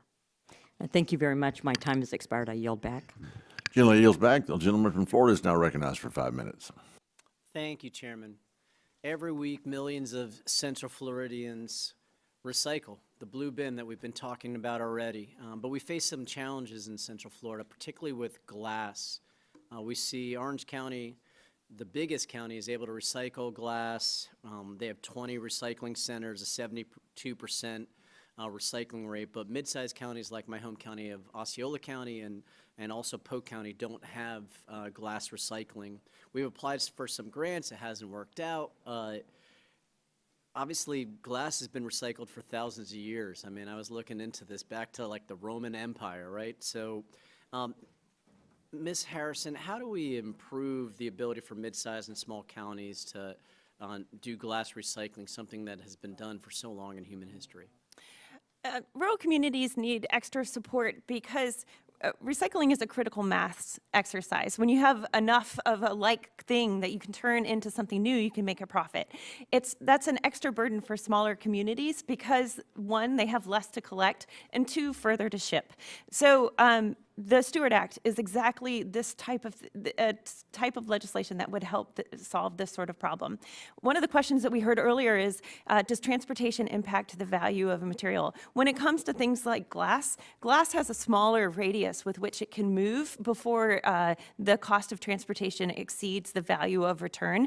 When we establish that only economic drivers fuel recycling, we're only going to recycle it if it's making money, we're limiting ourselves for the important environmental and community impacts that would impact that. So glass is a great example for your community. Would that legislation address things like breakage or contamination that I know seem to be some of the obstacles to glass recycling? Glass is infinitely recyclable. It is for thousands of years, absolutely right. And so it's best when it's kept whole, but it can still be recycled as broken pieces. But yes, can it affect that? By engaging the public, you can reduce the contamination. So we want to keep non-glass materials out of glass, for example, and then keep it as whole as possible. And reducing transportation would help with that too. Thank you. Recently, the Corsair Group has reached out to local governments like St. Cloud and Poinciana and Osceola County. They're out of Europe and have strict regulations they follow, especially in places like Finland that apparently have some of the highest in the world, to do pyrolysis, which is heated oxygen-free environment where they put plastics in it and run gases through wet scrubbers to prevent air pollution and change the smoke into oil to make gas, diesel, kerosene, and new plastics.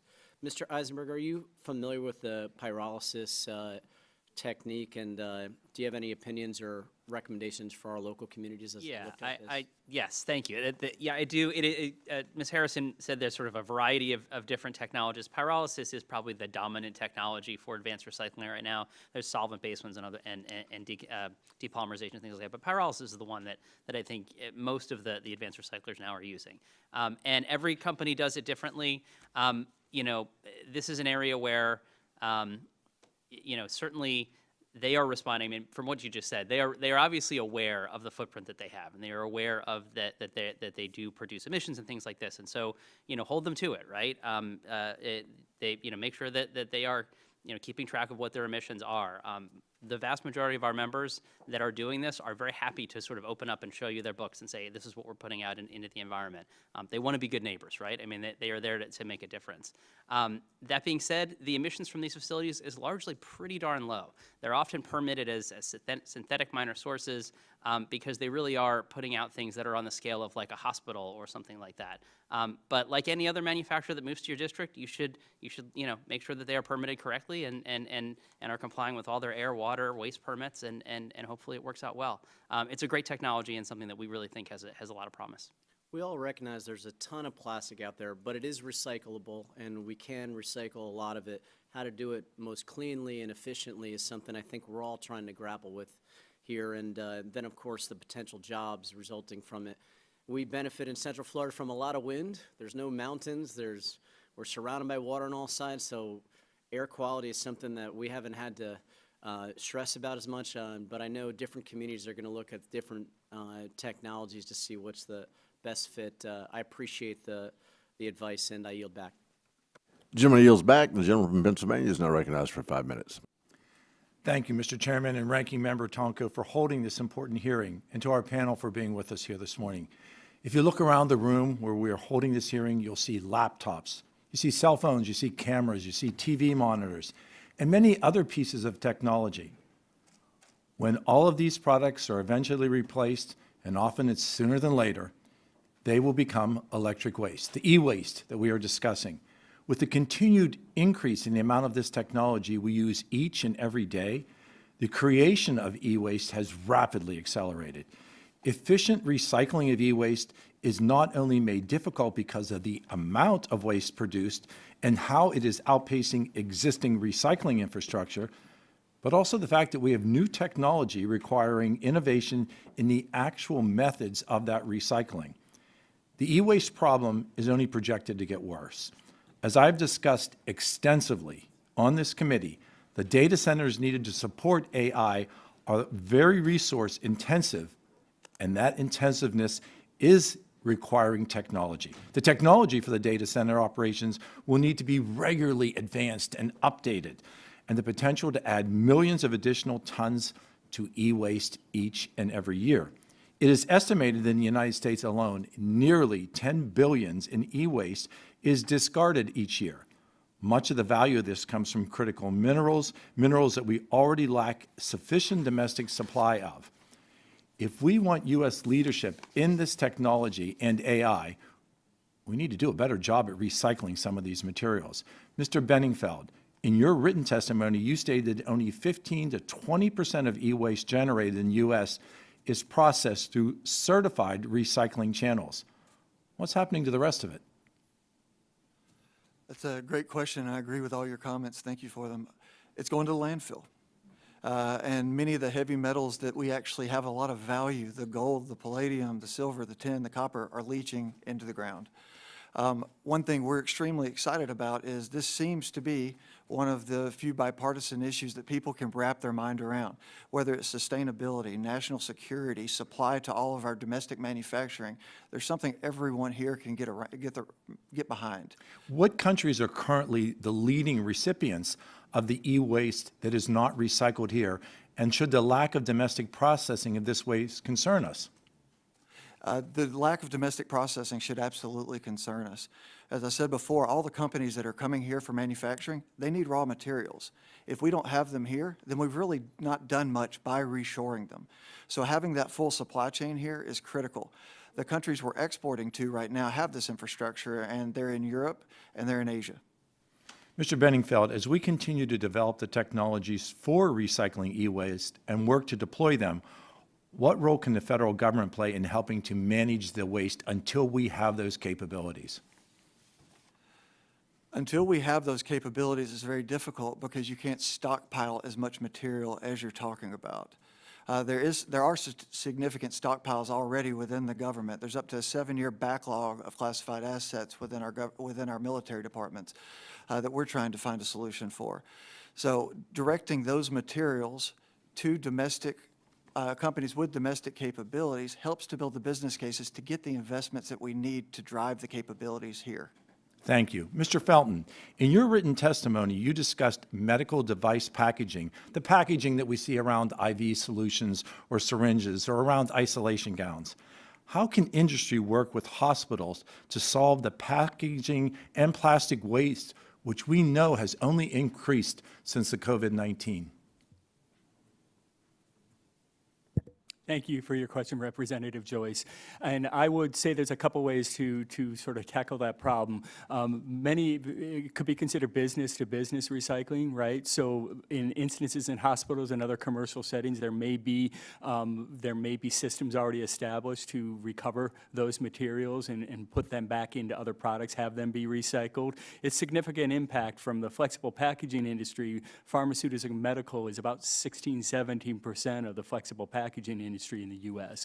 So I think B2B is important, and then look for opportunities to do public-private partnerships and also potentially even extended producer responsibility done responsibly. Oregon's program, for example, doesn't only cover residential recycling, it covers commercial recycling. So, you know, if programs move forward in the states and we can have the ability to do some more partnerships so that industry can be getting those materials back, we would find that of benefit. Thank you, Mr. Felton, and thank to all of our witnesses for appearing today.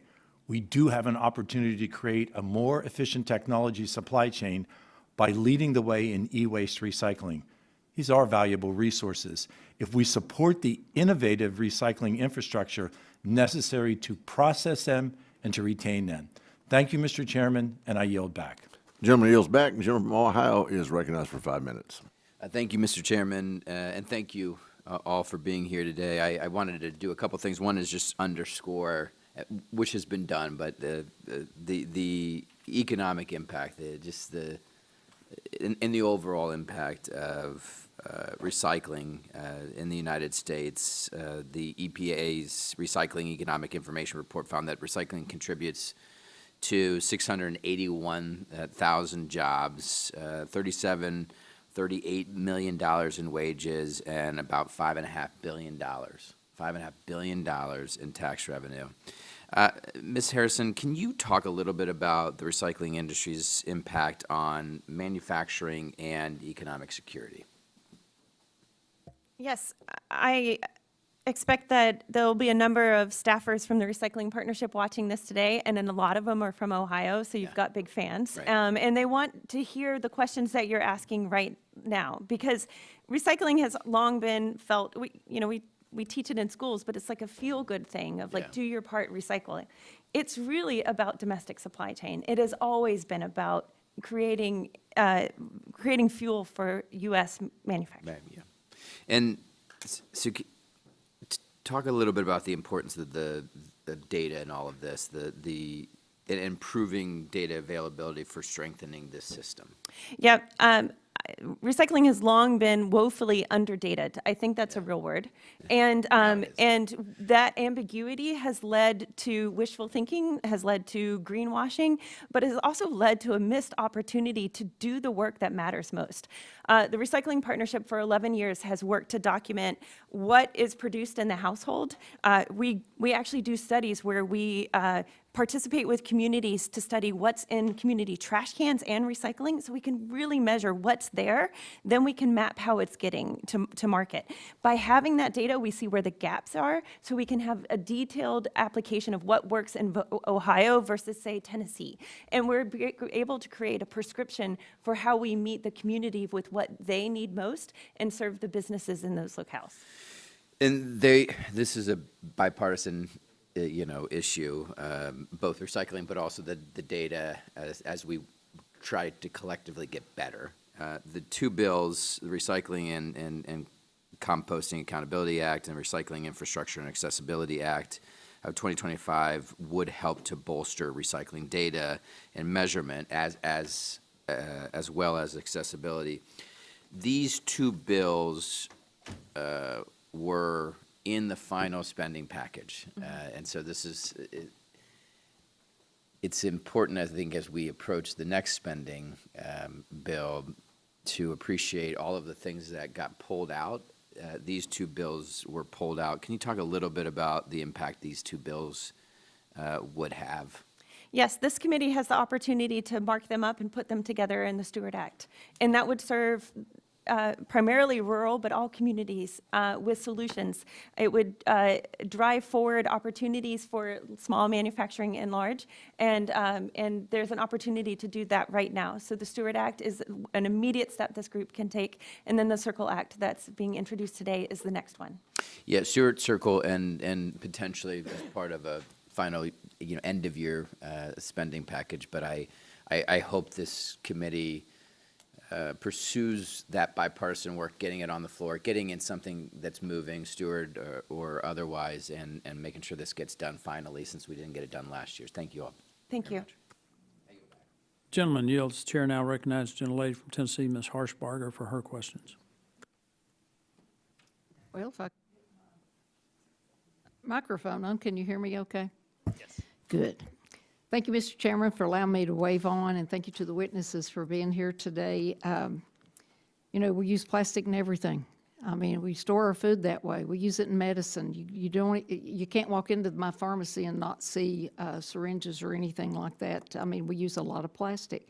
But when we're talking about the future of plastics, we need to work towards making a more circular economy. And my district is home to Eastman Chemical Company. And it's the largest dedicated advanced recycling facility in the world. And in Kingsport, Eastman's been taking plastics that normally would go into the landfill and then instead use the materials through material recycling process. And they can convert and create new plastic materials that have the same quality and integrity as plastics that were made directly from petrochemicals. And to Mr. Bedingfield's point, it keeps those plastics out of a landfill from leaching out microplastics. There's a lot of health concerns when it comes to that. So when I think about this, I think it's important to weigh the economic opportunities for our country, and it's possible to direct U.S. policy to provide incentives that will build these advanced recycling facilities in the U.S. instead of overseas in China, and we can bolster confidence in the domestic recycling system, and I think you'll see a lot more onshore manufacturing that brings domestic jobs and investment to our country. Mr. Felton, I guess I'll ask you this. What plastics are generally recycled, I guess, the most today, and what are the barriers to recycling a broader range of those plastics currently in use? Thank you, Representative Harshbarger, for your question.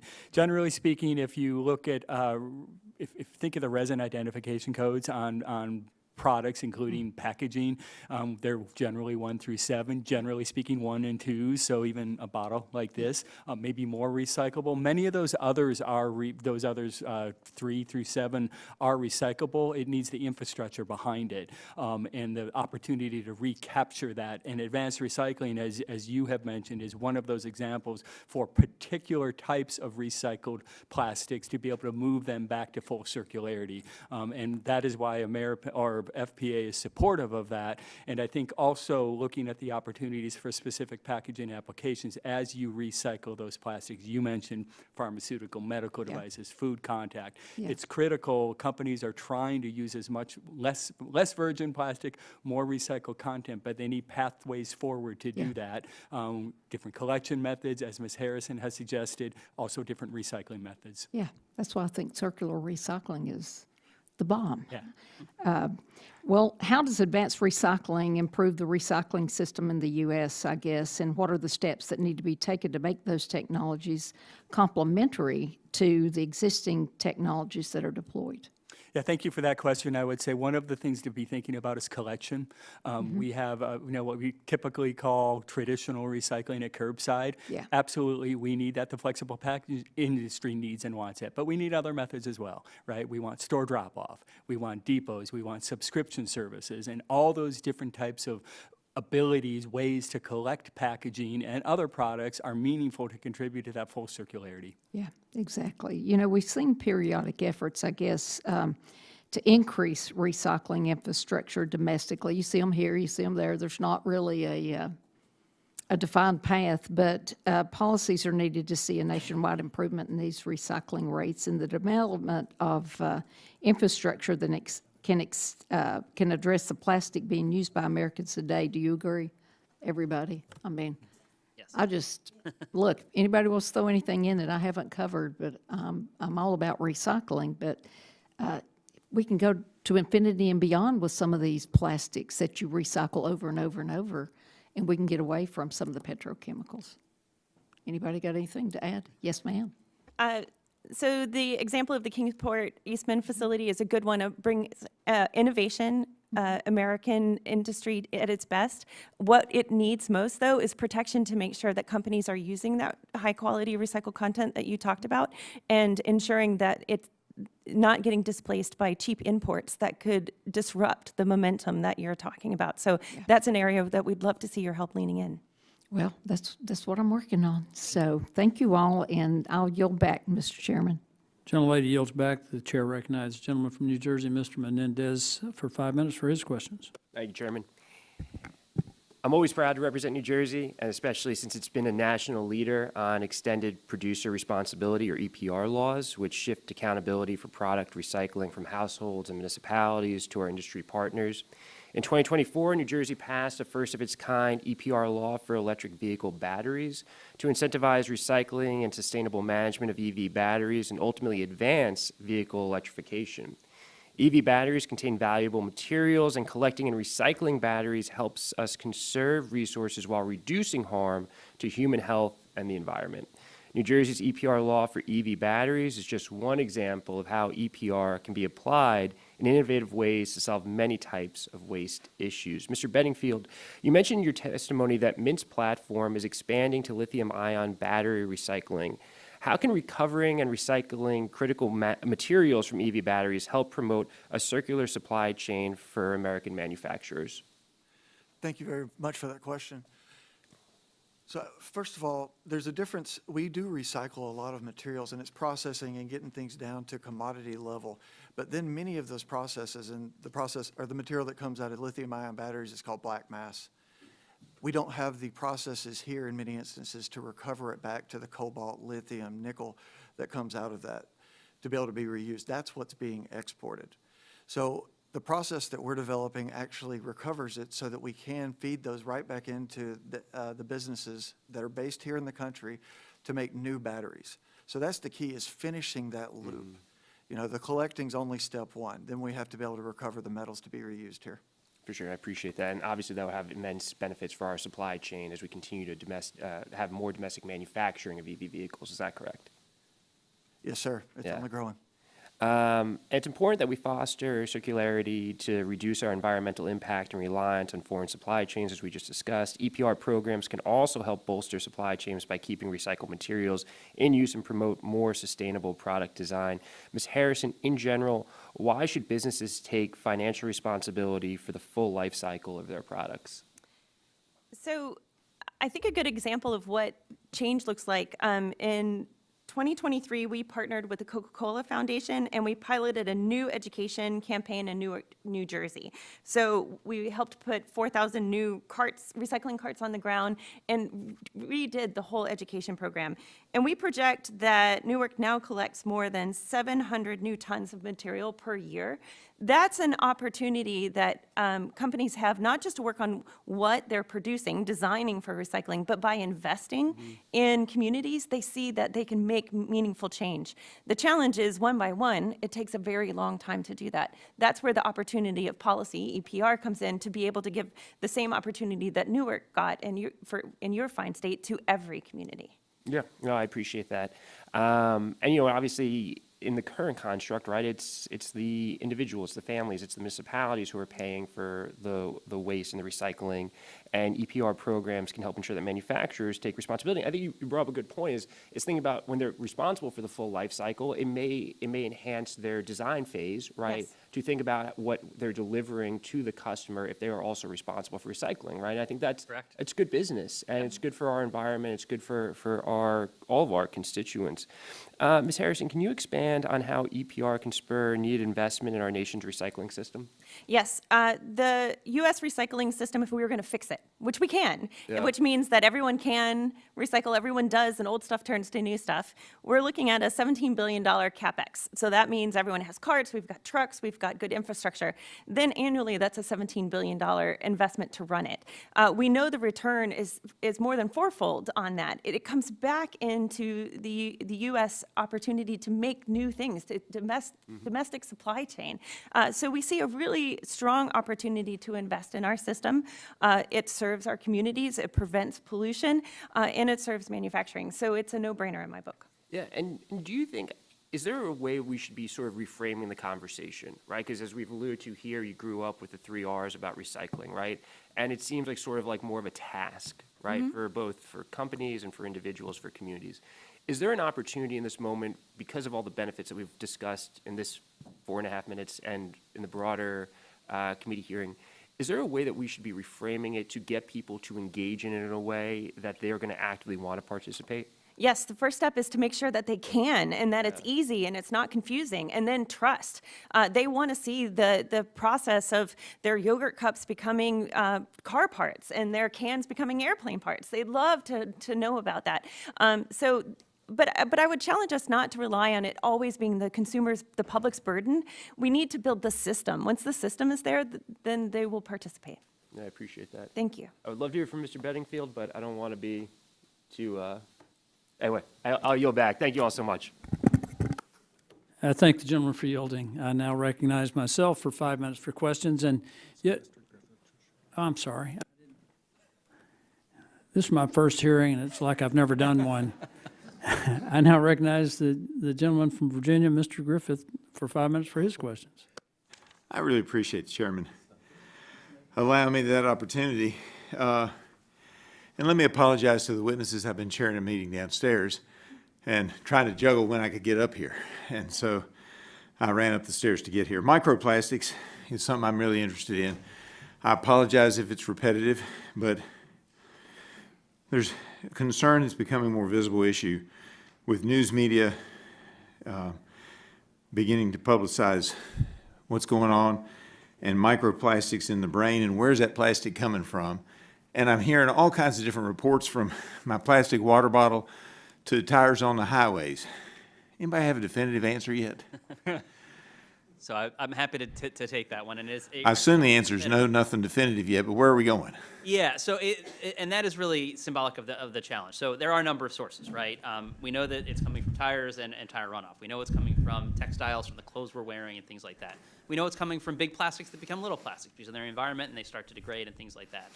We're still trying to figure out how much of it is coming off of existing plastics that, in sunlight and things of that nature.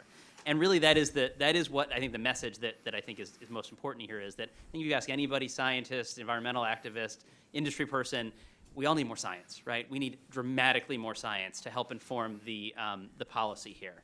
We, the chemical industry, the global chemical industry, are putting, we funded over 100 researchers in 37 institutions around the globe. We need so much more than that. We're trying to get these answers. We hope that Congress will act and help do this as well. Let's get those answers so that we can reassure the public of what's going on here. Well, and I appreciate that. And of course, the problem right now is you don't know what to do. Agreed. It's little stuff, but I changed out my tea bags this week because apparently some of them use a plastic fiber, and a lot of them are switching back to plant-based. And so I switched my bags out and went with a more expensive tea bag. I'm cheap, and was trying to stay cheap, but it's that kind of stuff that we worry about. Yeah, and totally understandable, right? Now, I'll channel the chemical side of the house at ACC. The presence of a chemical is not a risk, right? I mean, we have to do a risk evaluation and understand that if the presence of the chemical actually does demonstrate a risk to human health. And that is something that we should absolutely be doing here as the science develops. But in the meantime, we can also be focusing, I mean, that is the great thing about this recycling message that we're all putting here. We can take care of the big plastics not becoming little plastics, right? Let's get them back into the system. Let's make this circular and make sure that piece of the challenge is taken care of right now.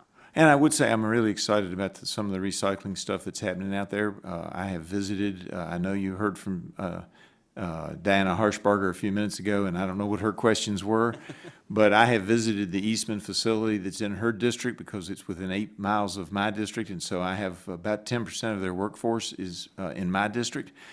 And the research that they've been doing for decades on cracking open different carbon molecules and rearranging them and creating new plastics, it's absolutely fabulous. And instead of putting this plastic into the ground, if we can find good, efficient, practical ways to recycle it, that is absolutely the goal, I think, of all Americans. Does anybody disagree with that? Nope. None of our panelists, let the record reflect, none of the panelists disagreed with that comment. And so I really appreciate what you all are doing. We just have to try to figure out the science, and that's the hard part. I have about a minute left. Does anybody have something to add to the questions I've asked or the concerns? Yes, ma'am. Well, I think the very nature of you as a just an individual trying to figure out what's the best way to handle this. Which tea bag is right? What about your carpet? What about the clothes? That is exactly why we need this committee and why we need leadership from Congress, because the public can't answer all that. Busy moms can't answer all that. They just need things to be healthy. And so this is where we need policy to set up a good system that drives innovation and U.S. Opportunities, but that also keeps the public safe. And so I think the research that we need has to be funded in part from y'all and the leadership so that we can all make those good choices. And I won't disagree with that, because what I want to see is that we make decisions based on science, and too often what we do is we decide something's bad, we get scared, and it's understandable that the public gets scared. I mean, as cheap as I am, I wouldn't have bought new tea bags if I didn't have some concern about, plastics in the brain. But that said, we've got to have the science before we go throwing the product out, which has been an amazing product for consumers and, in fairness, for the health of the environment over time. Doesn't mean everything's perfect, but I believe it's been a real asset to our environment.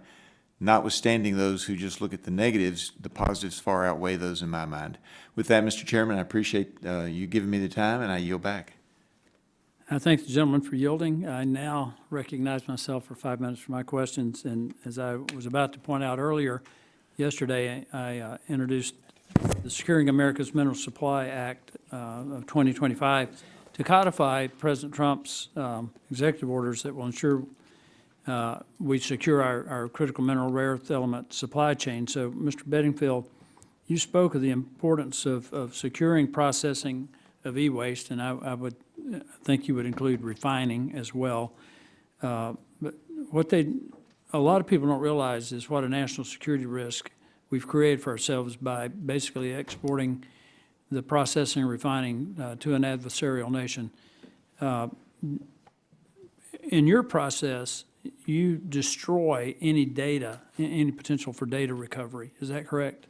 Yes, sir, we do. We shred to below 2 millimeters, which is NSA standard for data destruction. But do you think China does that?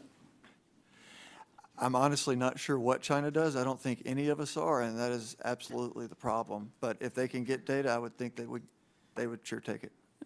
You also talked about how you have the capabilities, each facility has the capability to recover, for instance, 1,000 tons of copper, a ton of gold, 250 tons of lithium, 500 tons of cobalt. These are the things that we're having to import from China.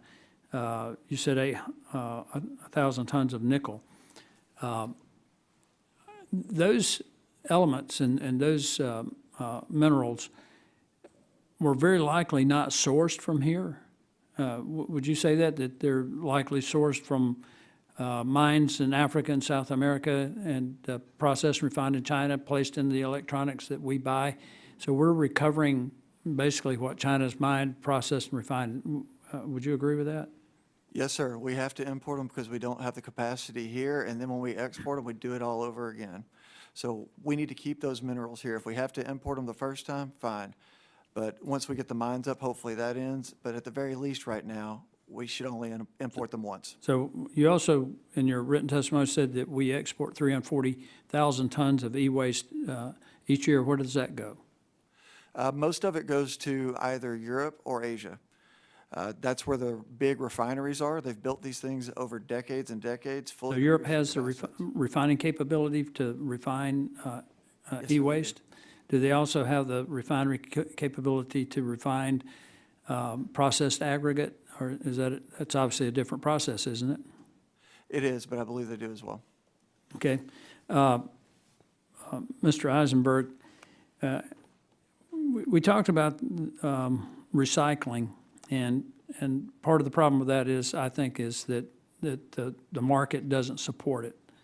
And do you see a future where the market would pay for recycling, so that recycling would pay for itself? Pay for itself, I mean, hopefully, yes. I mean, any technology, if you, is my mic on? Any technology, Yeah. if you do sort of mature it, will become cost competitive, right? I mean, that's the beauty of it, and putting all the additional time and effort into it. Ms. Harrison, I asked my colleague, Mr. Tonko, to let me see his cranberry juice bottle, and on it, there states that we'll pay 5 cents for redemption. One state on the bottle pays 10 cents. Do you think that that would play a role? And I say that because when I was just a kid, we had a chance to go to University of Alabama to see the state basketball playoffs, but we had to have $5. And I grew up dirt poor. So I walked up and down the road and pulled soft drink bottles out of the ditch, went to neighbors' houses and asked for them to try to come up with $100 to get the $5 I needed. Did you do it? I did. Bought a hamburger. So, Deposits can definitely help, but I think it's important we break this into two parts. There's the cost of collecting it and getting it to the end market, and that deposit helps offset the cost for communities to get it into the recycling system. but you're talking about communities, and I think that's where we kind of lose the market part of it. We've got to figure out a way where there's a market solution to incentivize people to do this, because if it's just a matter of trying to remember to separate what you put in your trash, put out, one time a week or whatever, but if there's some way that we can incentivize this, Yep. I think it would really help. And you talked about, Mr. Eisenberg, about a national standard. I think what we ought to be talking about here is not, some of the politics that we get into here, but really coming up with a solution that makes sense, that is not always run by the government, because I think there's an automatic dismissal of government programs unless it's enforced on people.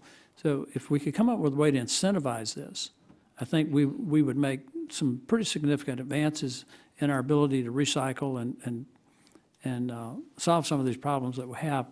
I can't believe I'm already out of time, but I will yield back and recognize the gentleman from Louisiana, Mr. Carter, for 5 minutes for his questions. Thank you, Mr. Chairman, and thank you to our witnesses for joining us today. I'm a proud supporter of recycling, not just because it's good for the environment sustainability, but it also because it's the circular economy where materials are reused, recycled, and kept in circulation is good for business. The business community gets this. That's why my hometown of New Orleans began partnering with New Orleans and Company, our local tourism bureau, to create Recycle Dat. Dat. Like who dat? The first official recycling effort for Mardi Gras. The largest free party on earth generated more than 2 million pounds of trash annually, which the city had to collect after the parties and parades were over. Now, they've shifted their efforts to working with local recycling businesses to keep those plastic beads, beer cans, and water bottles from clogging our storm drains or ending up in landfills. This past year, the program collected over 23,000 plastic bottles, 46,000 pounds of glass, 22,800 pounds of beads, and parade throws. Our tourism leaders understand that visitors to our city not only want to enjoy our culture, but they also want to do it in an environmentally responsible way. On a national scale, an expanded circular economy can create jobs, reduce greenhouse gas emissions, and make our supply chain more resilient. According to the EPA, recycling and reuse already supports 680,000 jobs, generating more than $37 billion in wages and $5.5 billion in tax revenues annually. Programs like the Solid Waste Infrastructure for Recycling, or SWIFR grants, and the Recycling Education, or RIO, programs are critical lifelines for communities seeking to modernize outdated recycling infrastructure and educate the public on effective recycling practices. These aren't just environmental programs, they're economic development tools as well. Quick question for Keefe Harrison. Ms. Harrison. The City of New Orleans is a proud recipient of a SWIFR grant. Your team at Recycling Partnership helped put the application together, and now we're assisting the city in implementing the project. Nearly $4 million in bipartisan funding from the Bipartisan Infrastructure Law will transform the way my neighbors and I can recycle. Can you tell us more about how the grant will improve recycling in New Orleans and how this project can serve as an example for other communities across the country, recognizing the great work that we have in New Orleans. Yes, Representative Carter, we were so proud to join you in that announcement, and our team worked hard to make sure that New Orleans is a shining star.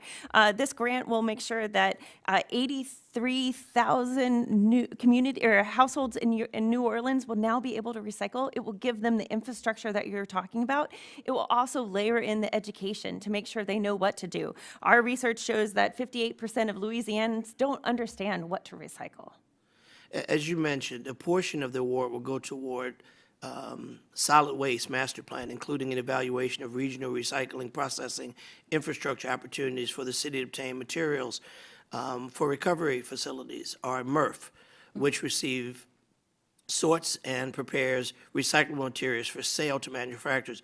Why should federal funding be used for municipalities to undertake these studies, and why would a new MRF be beneficial to the New Orleans region?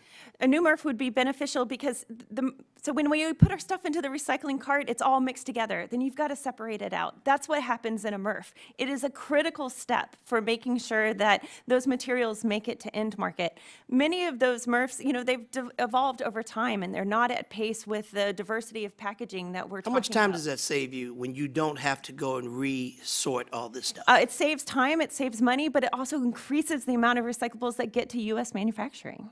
And we know we generate a lot of beads, a lot of plastic. I've been. When we say, hey, mister, throw me something, we throw it. We want people to enjoy Mardi Gras. We want them to enjoy it respectfully, peacefully, and we want to recycle. Not just during Mardi Gras. That's obviously an important time. But as you know, New Orleans has no shortage of festivals: French Quarter Festival, Jazz Festival, Essence Festival, Tomato Festival, Fried Chicken Festival, and all of those things generate a lot of debris that can be recycled and put back into the secondhand market for manufacturing. Yes, the mayor of New Orleans recently joined me for a webinar, and she is so fiercely proud of the leadership that she's bringing to the community to make sure that everyone has the opportunity. That equal opportunity is key. And I'm proud to say the people of New Orleans are eager. They love what you do. They love the idea of recycling. They love the idea of having venues so they can recycle. So, Mr. Chairman, my time is up, and I yield. Hey, mister, can you throw me some fried chicken? Absolutely. Gentleman yields. I would like to thank our witnesses for being here today. Members may have additional written questions for you, and I'll remind members that they have 10 business days to submit additional questions for the record, and ask that the witnesses do their best to submit responses within 10 business days upon receipt of the questions. I ask unanimous consent to insert in the record documents included on the staff hearing documents list. Without objection, that will be the order. Without objection, the subcommittee is adjourned.